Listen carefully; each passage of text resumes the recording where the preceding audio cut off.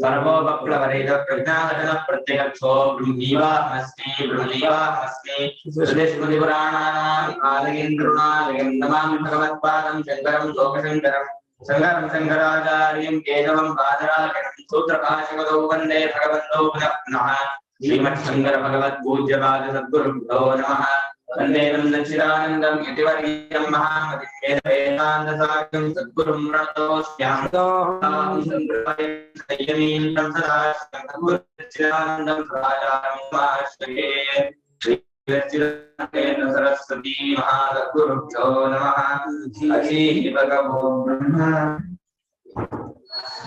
इन्ने जीवजीविಗೂ ಪೂರ್ತಿ ಆಗಿಲ್ಲ ಭಾಷೆ ಪೂರ್ತಿ ಆಗಿಲ್ಲಪ್ಪ ಆಯ್ತಾ ಪೂರ್ತಿ ಆಯ್ತಾ ದೇವಜಿ ಜೀವನ ಪ್ರಾಜ್ಞ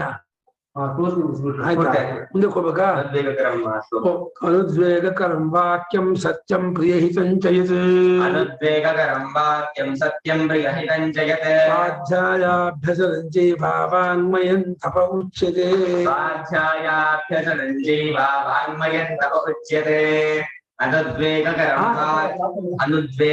वाक्यं सत्यं प्रियहितं च यत् स्वाध्यायाभ्यसनं चैव वाङ्मयं तप उच्यते अनुद्वेगकरं वाक्यं सत्यं प्रियहितं च यत् स्वाध्यायाभ्यसनं च एव वाङ्मयं तपः उच्यते ಉದ್ವೇಗಕರ ಉದ್ವೇಗ ಅಂದ್ರೆ ಒಂದು ಚಲನ ಮಾಡೋದು ಭಯ ಮಾಡೋದು ಏನಪ್ಪ ಅಂತ ಆ ರೀತಿ ಗಾಬರಿ ಆಗೋದು ಆ ತರಹದ ವಾಕ್ಯ ಆಡಬಾರದು ಯಾರಿಗೂ ಮಕ್ಕಳಿಗಾಗಲಿ ಶಿಷ್ಯರಿಗಾಗಲಿ ಸ್ನೇಹಿತರಿಗಾಗಲಿ ಬರೀ ಸಾಮಾನ್ಯರಾಗಲಿ ಅದನ್ನ ನಿಯಮ ಇಟ್ಕೋಬೇಕು ಯಾರ ವಿಷಯಕ್ಕೂ ಭಯವನ್ನುಂಟು ಮಾಡುವ ಒಂದು ರೀತಿ ಗಾಬರಿ ಒಂದು ತಳಮಳ ಉಂಟು ಮಾಡುವ ಆ ರೀತಿ ವಾಕ್ಯವನ್ನು ಆಡೋಲ್ಲ ಅನ್ನುವಂಥ ನಿಯಮ ಇಟ್ಕೊಳ್ಳೋದಿಲ್ಲ ಅದೊಂದು ತಪಸ್ಸು ನಿಯಮ ತಪಶಬ್ದ ಅಂತ ಹೇಳೋದು ಪ್ರತಿಯೊಂದು ನಿಯಮವಾಗಿರ್ಬೇಕು ಒಂದ್ಸಲ ನಾನು ಉದ್ವೇಗ ಮಾತಾಡಲಿಲ್ಲ ಅಂದ್ರೆ ಆ ತಪಸ್ಸಾಗಲ್ಲ ಯಾವತ್ತಿಗೂ ಯಾರಿಗೂ ಮನಸ್ಸಿಗೆ ನೋವಾಗದಿರುವ ಹಾಗೆ ಉದ್ವೇಗ ಭಯ ತಳಮಳ ಉಂಟಾಗದಿರುವ ಹಾಗೆ ಮಾತಾಡೋದಿಲ್ಲ ಅನ್ನುವಂತ ವ್ರತವನ್ನು ಇಟ್ಕೊಂಡು ಅದನ್ನೇ ಪಾಲಿಸ್ಕೊಂಡು ಹೋಗ್ತಾ ಇರೋದು ಅದು ಅನುದ್ವೇಗಕರವಾದ ವಾಕ್ಯ ಅದು ಒಂದು ಅಷ್ಟು ಇರ್ಬೇಕು ವಾಂಗ್ಮಯ ಒಂದಿದ್ರೆ ಆಗಿಲ್ಲ ಸತ್ಯಂ ಪ್ರಿಯಂ ಹಿತಂಚ ಯತ್ ಸತ್ಯವೂ ಪ್ರಿಯವೂ ಹಿತವೂ ಅನುದ್ವೇಗರವು ಅದು ಈ ನಾಲ್ಕರಲ್ಲಿ ಅನುದ್ವೇಗಕರ ಸತ್ಯ ಪ್ರಿಯ ಹಿತರಲ್ಲಿ ಒಂದಿದ್ದೇ ಮೂರಿದ್ದು ಅದು ಆಗೋಲ್ಲ ಅಂತ ಭಾಷಿಕ ಬರೀತಾರೆ ಪೂರ್ಣ ಆಗೋಲ್ಲ ಅಂತ ಇನ್ನು ಮಂಚಕ್ಕೆ 4 ಕಾಲಿದ್ದ ಹಾಗೇನೆ ಅನುದ್ವೇಗಕರವಾದ ವಾಕ್ಯ ಸತ್ಯವಾದ ವಾಕ್ಯ ಪ್ರಿಯವಾದ ವಾಕ್ಯ ಹಿತವಾದ ವಾಕ್ಯ 4 ಇದ್ರೆ ಮಾತ್ರ ಅದು ವಾಂಗ್ಮಯ ತಪಸ್ಸು ಉಳಿಸ್ಕೊಳ್ತಾರೆ ಆಮೇಲೆ ಇನ್ನೊಂದು 2 ಸೇರಿದ್ರು ಸ್ವಾಧ್ಯಾಯಾಭ್ಯಾಸ ಏವ ಇನ್ನೊಂದು ಅದು ಸ್ವಾಧ್ಯಾಯ ಏವೋಚ್ಯುತಮಾನೋ ವಾಚಮಂದಿಗೆ ವಾಪಸ್ಸಂಬರು ಮಾತು ಬಿಟ್ಟು ಬಾಯಿ ಬಿಟ್ಟು ಬರೀ ವೇದದಲ್ಲೇ ಬಿಡ್ತಿದ್ದಾರೆ ಅಲ್ವಾ ವೇದ ತರಹ ಇರತಕ್ಕಂತಹ ಭಕ್ತಿ ಪ್ರಧಾನ ಸಾಹಿತ್ಯ ತತ್ವ ಪ್ರಧಾನ ಸಾಹಿತ್ಯ ಸಾಧನಾ ಪ್ರಧಾನ ಸಾಹಿತ್ಯ ಇದು ಕಾರಿಕೆಗಳು ಭಗವದ್ಗೀತೆ ಗಜೇಂದ್ರ ಮೋಕ್ಷ ವಿಷ್ಣು ಸಹಸ್ರನಾಮ ಇತ್ಯಾದಿಗಳು ಸರ್ವದಾ ಭಗವನ್ನಾಮ ಅದು ಕ್ಷಿದ್ರಕಾಲ ಅಂತ ಇದನ್ನು ಮಾಡದೆ ಬಿಟ್ಟ ಕಾಲ ಇದೆಯಲ್ಲ ಅದು ಇನ್ನೊಂದಕ್ಕೆ ಅವಕಾಶ ಮಾಡ್ಕೊಡುತ್ತೆ ಮಾಡದೆ ಸುಮ್ಮನೆ ಇದ್ವಿ ಅಂತಂದ್ರೆ ಆ ಸುಮ್ಮನೆ ಇದ್ದ ಕಾಲದಲ್ಲಿ ರಾಜಕೀಯ ಮಾತೋ ಲೋಕದ ಮಾತೋ ಜನರ ಮಾತೋ ಆಗ ಮಾಡ್ತಾರೆ ಸರ್ವದಾ ಜಪ ತಪ ವೇದಾಧ್ಯಯನ ಮಾಡ್ತಾ ಇರೋರಿಗೆ ಆಗಕ್ಕೆ ಅವಕಾಶವೇ ಇಲ್ಲ ಮೌನ ಬಾಕಿಗೆ ಬೆಲೆಯಿಂದ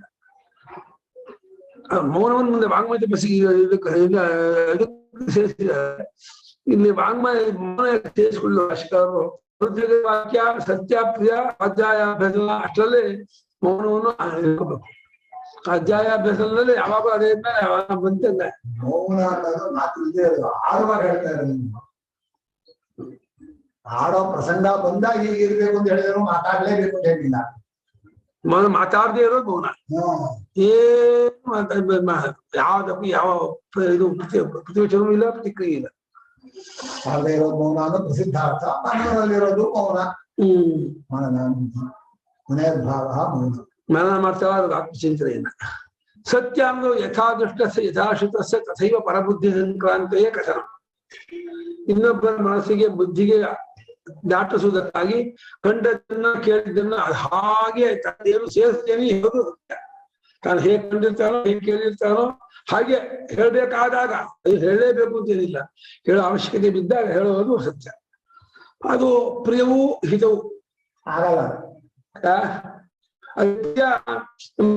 ಸಂತೋಷವಾಗಿ ಹೇಳ್ಬಿಡ್ತೀವಿ.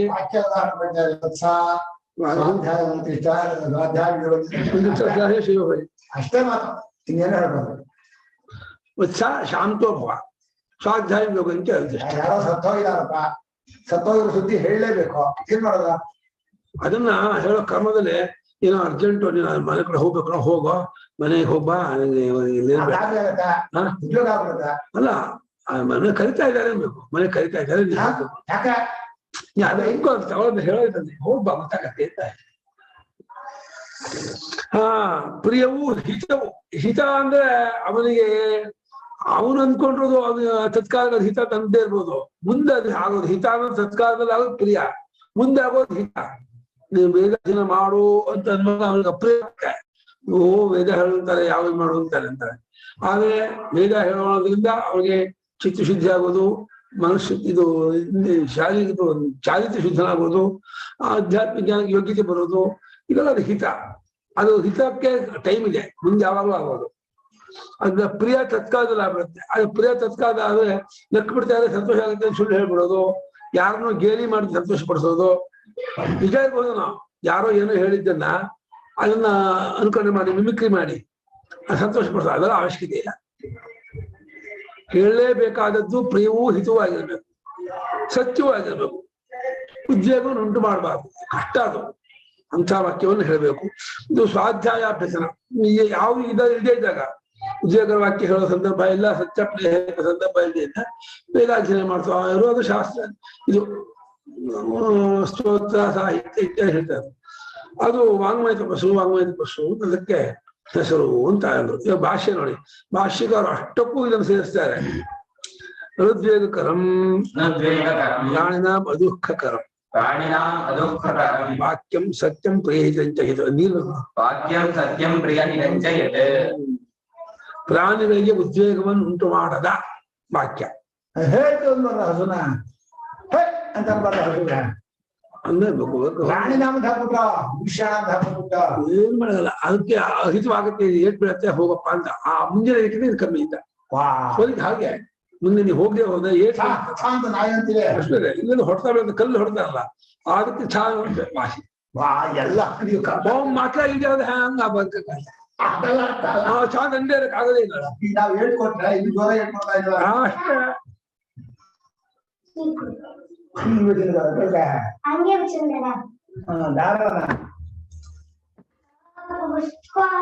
ಸಿದ್ದುಗಳಿಯಾ ಸಿದ್ದುಗಳು ತರ್ಕೊಡೋಣ ಬೆಳ್ಳ ಕರೆಂಟ್ ಎಲ್ಲ ನೋಡೋಣ ಹೆಂಗೆ ಏನಮ್ಮ.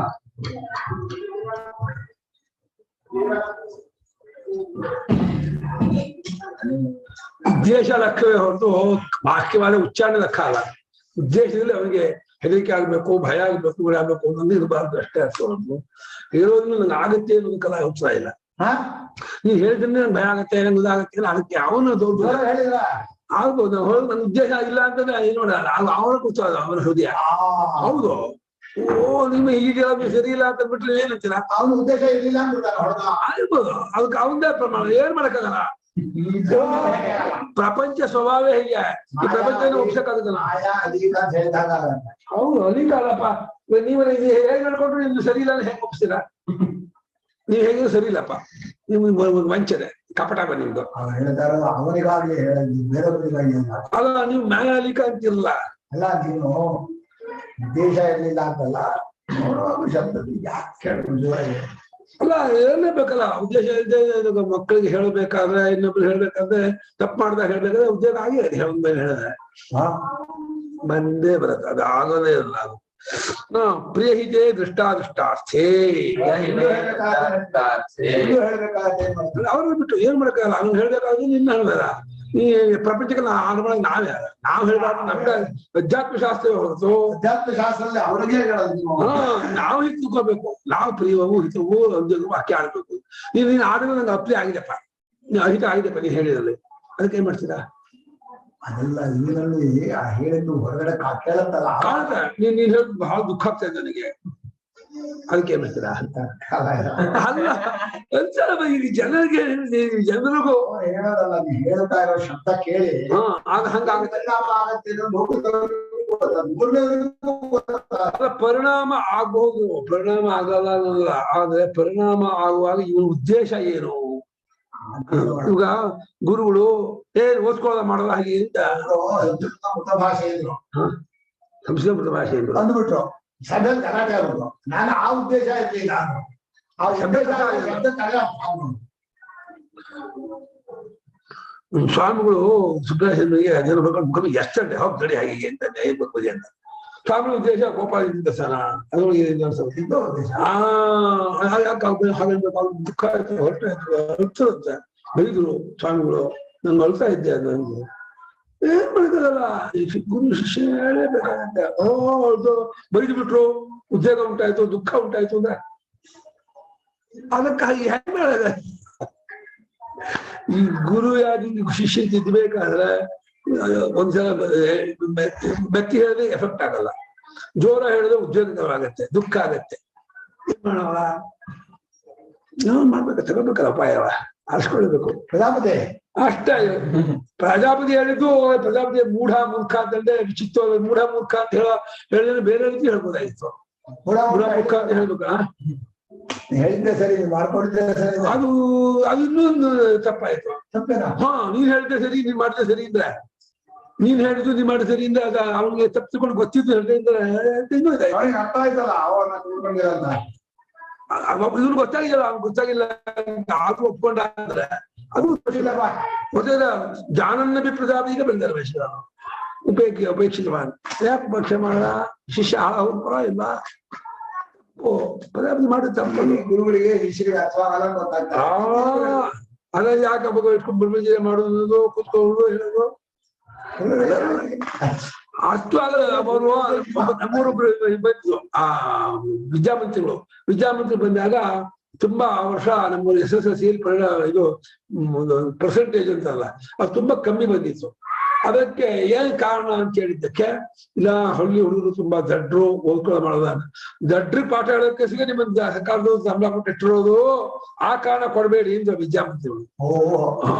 ದಡ್ರು ಹುಡುಗರು ಪರ್ಸೆಂಟೇಜ್ ಒಳ್ಳಿಲ್ಲ, ಹಾಗೆ ದಡ್ರಿಗೆ ಪಾಠ ಹೇಳೋದು ವಿದ್ಯಾವಂತ ಮಾಡೋದಕ್ಕೆ ಉಪಾಧ್ಯಾಯರಾಗಿರೋದು, ದಡ್ರು ಸುಮ್ಮನೆ ಸ್ಕೂಲ್ ಬಂದ್ ಹೋಗೋದಕ್ಕೆ ಸಂಬಳ ಕೊಡ್ತಾ ಇಲ್ಲ ಅಂತ ಅಂದ್ರು.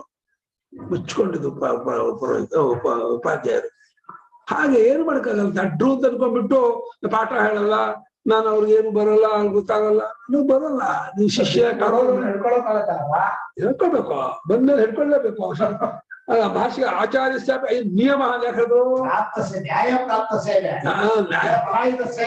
ಪ್ರಾಪ್ತ ಅಂದ್ರೆ ಪ್ರಾಪ್ತ ಅವರು ಇದು ಯಶ ಆತ್ಮೇತಿ ಹೋವಾಚ ಅಂತ ಅವ್ರು ಹೇಳಿದ್ರು ಹೂ ಬಿಟ್ಟ. ನೀ ಹೌದು ನೀ ಹೇಳ್ಕೊಳ್ಳೋದು ಕರೆಕ್ಟ್ ಅಂದ್ಬಿಟ್ಟ. ಅದೇ ತಪ್ಪಲ್ಲ, ಅದ ಯಶ ಆತ್ಮ ಹೇಳ್ಬೇಕು ಅವನು. ಇವರಲ್ಲಿ ಯಾರು ಕೇಳಿದ್ದಕ್ಕೆ ಇವನೇ ಅವನು ಬಿಟ್ರೆ ಆಗತ್ತೆ ದೋಷ. ಪ್ರಜಾಪತಿ ಉದ್ದೇಶ ಲೆಕ್ಕವೇ ಹೊರತು ವಾಕ್ಯದ ಧರ್ಮ ಲೆಕ್ಕ ಅಲ್ಲ. ವಾಕ್ಯ ಧರ್ಮವೂ ಒಂದು ಅಂಶವೇ ಹೊರತು ಉದ್ದೇಶವೇ ಮುಖ್ಯ. ಇರ್ಲಿ. ಪ್ರಿಯ ಹಿತೇ ದೃಷ್ಟಾದೃಷ್ಟಾರ್ಥಗಳು. ಪ್ರಿಯ ದೃಷ್ಟ, ಹಿತ ಅದೃಷ್ಟಾರ್ಥ, ಭವಿಷ್ಯ ಅಂತ ಮುಂದಾಗೋದು. ಭವಿಷ್ಯದಲ್ಲಿ ಪ್ರಿಯ ಹಿತವಾಗಬೇಕು, ಈಗ ಹೇಳುವಾಗ ಪ್ರಿಯವಾಗಿರಬೇಕು ಅಂತ. ಅನುದ್ವೇಗಕರತ್ವಾದಿಭಿಃ ಧರ್ಮೈಃ ವಾಕ್ಯಂ ವಿಶೇಷ್ಯತೆ. ವಾಕ್ಯಂ ವಿಶೇಷ್ಯತೆ. ಅನುದ್ವೇಗಕರತ್ವ ಮುಂತಾದ ವಾಕ್ಯದ ಧರ್ಮ ಅವುಗಳನ್ನು ವಾಕ್ಯ. ಇವಾಗ ನೀವು ಕೂತ್ಕೋ ಕೇಳು ಅನ್ನೋದೇ ನಂಗೆ ಅಪ್ರಿಯ, ನೀವು ಕೂತ್ಕೋ ಕೇಳು ಅನ್ನೋದೇ ನಂಗೆ ಅಹಿತ ಅಂತಂದ್ರೆ ಅವ್ನಿಗೆ ಈ ಕೂತ್ಕೋ ಇಷ್ಟೊಂದೊಂದು ಗಂಟೆ ಕೂತ್ಕೋ ಪಾಠ ಕೇಳು, ಅಯ್ಯೋ ನಂಗೆ ಆಗಲ್ಲ, ನಂಗೆ ಅಪ್ರಿಯ, ನಂಗೆ ಅಹಿತ ಅಂತಂದ್ರೆ ಅದು ಉಪೇಕ್ಷೆ ಮಾಡಿದಂಗಾಗುತ್ತೆ. ಹುಡುಗರಿಗೆ ಅವ್ರಿಗೆ ಏನ್ ತಿಳುವಳಿಕೆ ಇರತ್ತೆ, ಬಂದು ಹುಡುಗರಿಗೆ ನೀವು ಓದ್ಕೊಳ್ಳೋದೇ ಅಹಿತ, ಪಾಠ ಕೇಳೋದೇ ಅಹಿತ, ಬರೀನದೇ ಅಹಿತ ಅಂತಂದ್ರೆ ಏನೋ ಇದು ಬಂದು ಇಂಟರ್ನೆಟ್ ಕನೆಕ್ಷನ್ ಈಸ್ ಅನ್ಸ್ಟೇಬಲ್ ಅಂತ ಇದೆ. ಅನುದ್ವೇಗಕರತ್ವವೇ ಮುಂತಾದ ಗುಣಗಳನ್ನು ಕೂಡಿದ ವಾಕ್ಯವು, ಧರ್ಮ ಅಂದ್ರೆ ಗುಣ, ಅನುಕೂಲ ವಾಕ್ಯಗಳನ್ನು ವಿಶೇಷಗೊಳಿಸ್ತಾ ಇದ್ದಾರೆ. ವಿಶೇಷೇಣ ಧರ್ಮ ಸಮುಚ್ಚಯ ಸಹ ಚ ಶಬ್ದ. ಧರ್ಮ ಅಂದ್ರೆ ಗುಣ, ವಿಶೇಷವಿಲ್ಲದೇನೆಯೇ ಅನುದ್ವೇಗರಂ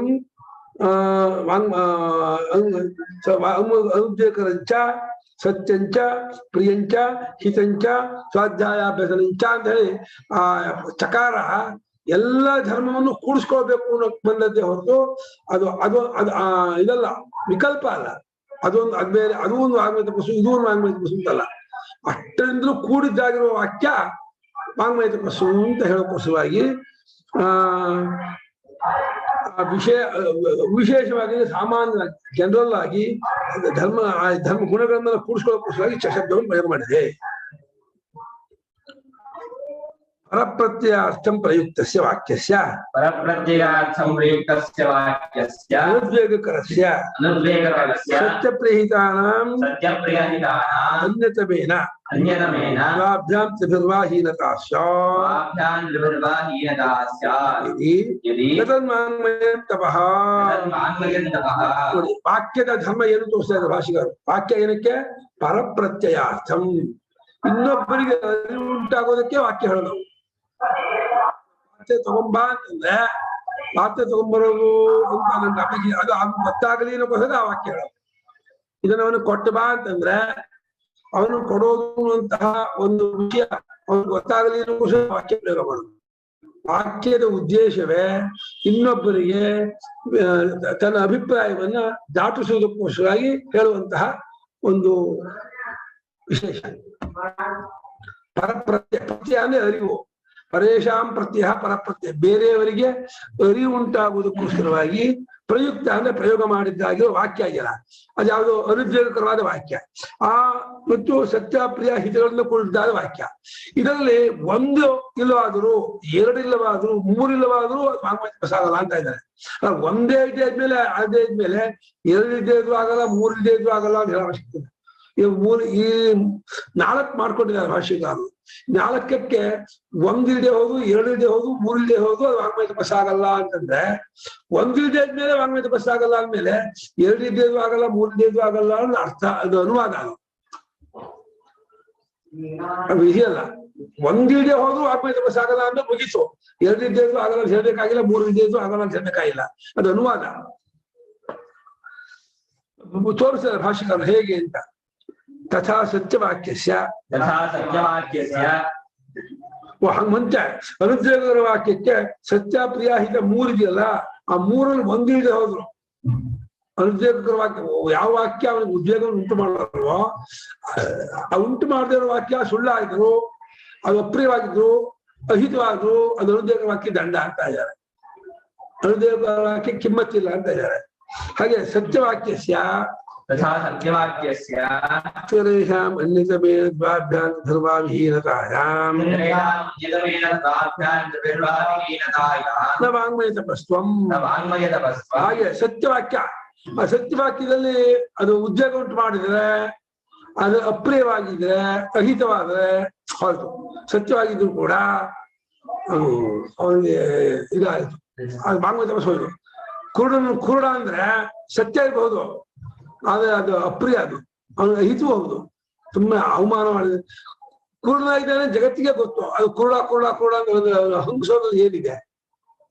ಕೆಪ್ಪ ಕೆಪ್ಪ ಹಾಕ್ಬಾರ್ದು, ಹಂಗಿಸೋದು ಏನಿದೆ? ಕುಂಟ ಕುಂಟ ಹೇಳ್ಬೇಕ ಕುಂಟನ. ಸತ್ಯ ಇರ್ಬೋದು, ಸತ್ಯವಾಗಿದ್ದು ಮಾತ್ರಕ್ಕೆ ಅದನ್ನ ಹೇಳಬೇಕು ಅಂತ ಏನಿಲ್ಲ. ಕುರುಡ ಕೆಪ್ಪ ಕುಂಟ ಅಥವಾ ಬಡವ ದರಿದ್ರ ದಡ್ಡ ಇನ್ನೊಂದು ಆಗಿರ್ತಾನೆ. ಅದನ್ನ ಮತ್ತೆ ಮತ್ತೆ ಅದನ್ನೇ ಹೇಳ್ತಿದ್ದೆ ಚುಚ್ತಾ ಇದ್ರೆ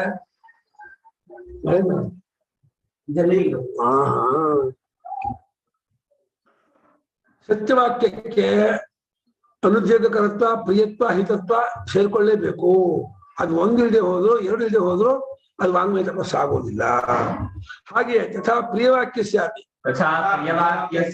ಇತರೇಷಾಂ ಅನ್ಯತಮೇನ ಸ್ವಾಭ್ಯಾಂ ತ್ರಿಭಿರ್ವಾವಿಹೀನಸ್ಯ ವಾಂಗ್ಮಯ ತಪಸ್ತ್ವಂ. ಪ್ರಿಯವಾಕ್ಯವಾಗಿದೆ, ಅದೇ ಸುಳ್ಳು ಹೇಳ್ಬಿಡೋದು. ಸುಳ್ಳು ಹೇಳಿ ಪ್ರಿಯವಾದ ವಾಕ್ಯ. ಆದ್ರೆ ಪ್ರಿಯ ಆಗಿದೆ ಮಾತ್ರ ಸತ್ಯವಲ್ಲದೆ ಹೋದ್ರೆ ಆ ಪ್ರಿಯವಾಕ್ಯಕ್ಕೆ ಬೆಲೆ ಇಲ್ಲ. ನಿಮ್ಮ ಅಪ್ಪನ ₹1 ಕೋಟಿ ಲಾಟ್ರಿ ಬಂತು ಅನ್ನೋದು, ಹೌದಾ ನೋಡ್ಬೋದೆ, ಏನು ಬಂದಿರಲ್ಲ, ಬಂದು ಸುಳ್ಳು ಹೇಳಿರ್ತಾನೆ. ಇನ್ನೊಂದು ಅಷ್ಟೇ, ಈ ಹಿಂದೆ ಚಂದ ದೇವೇಂದ್ರ ಅಂತ ಹೊಗಳೋದು ಗೊತ್ತಿದೆ ಅವನಿಗೆ ಸಾಮಾನ್ಯ ಮನುಷ್ಯ ಅಂತ. ಸಂತೋಷವಾಗೋದ್ರಿಂದ ಹಿಂದೆ ಚಂದ ದೇವೇಂದ್ರ ಅಂತ ಹೇಳಿದ್ರೆ ಹೊಗಳಿದ್ರೆ ಅವನು ಪ್ರಿಯವಾಗತ್ತೆ ಅಂತ ಹೇಳಿ ಸುಳ್ಳು ಹೇಳ್ಬಿಟ್ರೆ ಅದಾದ ಹಿತವೂ ಅಲ್ಲ. ಹಾಗೆ ಲೋಕದಲ್ಲಿ ಪ್ರಿಯವಾದ ವಾಕ್ಯವನ್ನು ಆಡೋರು ತುಂಬಾ ಜನ ಇದ್ದಾರೆ, ಆ ಪ್ರಿಯ ಜೊತೆ ಸತ್ಯ ಹೇಳೋರು ಕಮ್ಮಿ. ಏನಂದ್ಕೊಂಡಿದ್ದಾರೆ? ಪ್ರಿಯವಾಕ್ಯ ಪ್ರಧಾನೇನ ಸರ್ವೇ ತುಷ್ಯಂತಿ ಜಂತವಃ ತಸ್ಮಾತ್ ತದೇವ ವಕ್ತವ್ಯಂ ವಚನೇ ಕಾ ದರಿದ್ರತ ಅಂತ ಒಂದು ಶ್ಲೋಕ ಮಾಡ್ಕೊಂಡ್ಬಿಟ್ಟಿದ್ದಾರೆ. ಪ್ರಿಯವಾದ ವಾಕ್ಯವನ್ನು ಆಡಿದ್ರೆ ಅವ್ರು ಭಾರಿ ಸಂತೋಷವಾಗುತ್ತೆ. ಆದ್ರೆ ಅದು ಇವಾಗ ಅಡಿಗೆ ಹೇಗಿತ್ತು ವ್ಯತ್ಯಾಸ ಇದ್ರು ಕೂಡ ತುಂಬಾ ಚೆನ್ನಾಗಿದೆ ಅಂದ್ಬಿಟ್ರೆ ಅಡಿಗೆ ಮಾಡಿದ್ರು ಬಹಳ ಖುಷಿ ಆಗುತ್ತೆ. ಆಮೇಲೆ ಅವ್ರು ಊಟ ಮಾಡಿದಾಗ ಗೊತ್ತಾಗುತ್ತೆ ಖಾರ ಹೆಚ್ಚಾಗಿದ್ರು, ಉಪ್ಪಿಲ್ಗೆ ಹೋಗಿದ್ರು, ಇನ್ನೊಂದಾಗಿದ್ರು. ಅದು ಅವ್ರು ಆದ್ರೆ ಯಾಕೆ ಹಂಗೆ ಹೇಳಿದ್ರಿ ಅಂದ್ರೆ ನಿಮ್ಗೆ ಬೇಜಾರಾಗುತ್ತೆ ನಾನು ಚೆನ್ನಾಗಿಲ್ಲ ಅಂದ್ರೆ ಅದಕ್ಕೋಸ್ಕರ ಹಾಗೆ ಹೇಳಿದೆ ಅಂತಂದ್ರೆ ಅದು ಸತ್ಯವಾಗಲಿಲ್ಲ. ಪ್ರಿಯವಾಗಿರ್ಬಹುದು ಖಂಡಿತವಾಗ್ಬಿಡ್ತು. ತುಂಬಾ ಹೊಗಳ್ಬಿಡ್ತಾರೆ ಒಬ್ಬ ವ್ಯಕ್ತಿನ. ತುಂಬಾ ಹೊಗಳ್ಬಿಟ್ರೆ ಹೊಗಳೋದ್ರಿಂದ ಹೊಗಳೋದು ಕೇಳಿಸ್ಕೊಳ್ಳೋದು ಪ್ರಿಯವಾಗ್ಬೋದು, ಅವ್ರಿಗೆ ಸಂತೋಷ ಆಗ್ಬೋದು. ಅದೇ ಹೊಗಳಿದ್ದಾದ ಗುಣಗಳು ಅವನಲ್ಲಿ ಇಲ್ಲದೆ ಹೋದ್ರೆ ಅದು ಅವನಿಗೆ ಒಂದ್ಸಲ ನಾಚಿಕೆ ಆಗ್ತಾ ಇರುತ್ತೆ. ನೀವು ತುಂಬಾ ಉದಾರಿಗಳು, ತುಂಬಾ ನಿಮಗೆ ಬುದ್ಧಿ ಇದೆ, ತುಂಬಾ ಸಾತ್ವಿಕರು ಅಂತ ತುಂಬಾ ಏನೇನೋ ಇಲ್ಲದ ಗುಣಗಳನ್ನು ಒಂದಷ್ಟು ಆರೋಪ ಮಾಡಿ ಹೇಳಿದ್ರೆ ಅವನು ಉಪಾಧಿಗಳು ಅಂಟಿಸಿದ್ ಒಂದು, ಎರಡನೇದು ಸುಳ್ಳು ಹೇಳಿದ್ದು ಎರಡನೇದು. ಆಮೇಲೆ ಮೂರನೇವ್ರು ಆಡ್ಕೊಳ್ತಾರೆ ನೋಡಿ ಅವನಿಗೆ ಸುಳ್ಳು ಹೇಳಿದ್ರೆ ಎಷ್ಟು ಖುಷಿ ಪಟ್ಕೊಂಡು ಹೋದ ಅಂತ ಹೇಳಿ ಹೇಳ್ಬಿಟ್ಟು ಅದನ್ನ ಅದು ಹೇಳ್ಬಿಟ್ರು ಭಾರಿ ಖುಷಿ ಆಗ್ಬಿಡ್ತು, ಅವನಿಗೆ ಸಂತೋಷ ಪಟ್ಕೊಂಡು ಹೋಗ್ಬಿಟ್ಟ. ನಮಗ್ ಗೊತ್ತಿಲ್ಲ ಅವನ ಲಕ್ಷಣ ಏನು ಅಂತ, ಅವ್ನು ಯಾರು ನಮ್ಗೆ ಗೊತ್ತಿಲ್ವೇ ಅಂತ ಮೂರನೇವ್ರು ಟೀಕೆ ಟಿಪ್ಪಣಿ ಮಾಡ್ತಾರಲ್ಲ ಪರೋಕ್ಷವಾಗಿ, ಅಥವಾ ಆಮೇಲೆ ಇವ್ರ ಮುಂದೆನೆ ಹೇಳ್ತಾರೆ ಸ್ನೇಹಿತರು. ಅವನು ಹೊಗಳಕ್ಕೆ ಹೇಳ್ದ ಅಷ್ಟೇ, ನಿಂಗೆ ಏನು ಆತರ ಇಲ್ಲ ಅಂದ್ಬಿಟ್ರೆ ಬೇಜಾರಾಗತ್ತೆ. ಹಾಗೆ ಪ್ರಿಯವಾಕ್ಯವಾದದ್ದಾದರೂ ಸತ್ಯ ಹಿತ ಅನುದ್ಯೋಗಕರ, ಅದು ಒಂದು ಇಲ್ಲದೆ ಹೋದು, ಎರಡನೇ ಮೂರನೇ ಹೋದು ಅದು ವಾಂಗ್ಮಯ ತಪಸ್ಸು ಆಗೋಲ್ಲ. ತಥಾ ಹಿತವಾಕ್ಯಸ್ಯಾಪಿ ಇತರೇಷಾಂ ಅನ್ಯತಮೇನ ದ್ವಾಭ್ಯಾಂ ತ್ರಿಭಿರ್ವಾ ವಿಹೀನಸ್ಯ ನ ವಾಂಗ್ಮಯ ತಪಸ್ತ್ವಂ.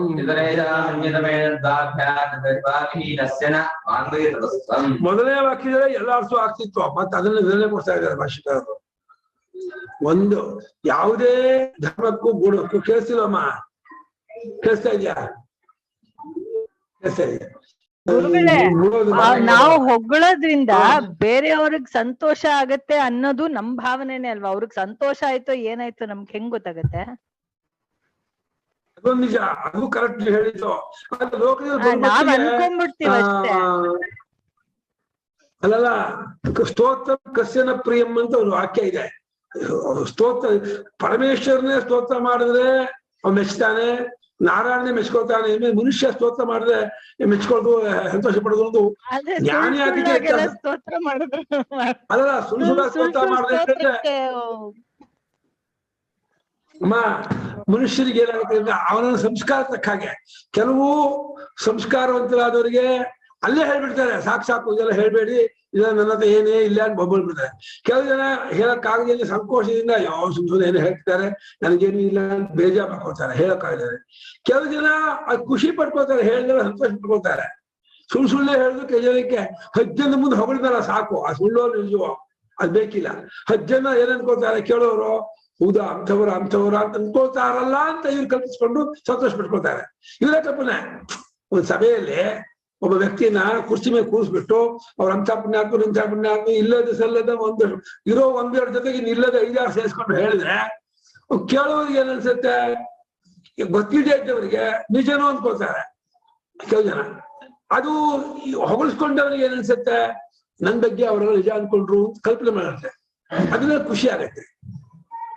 ಆ ಜನ ಇರ್ತಾರೆ, ನೀನ್ ಹೇಳ್ದಂಗೆ ಕೆಲವು ಜನ ಸಾಕು ಇದೆಲ್ಲ ಹೊಗಳಬೇಡಿ, ಇದೆಲ್ಲ ಬರೀ ಸುಳ್ಳು ಸಭೆಯಲ್ಲೇ ಹೇಳ್ಬಿಡ್ತಾರೆ.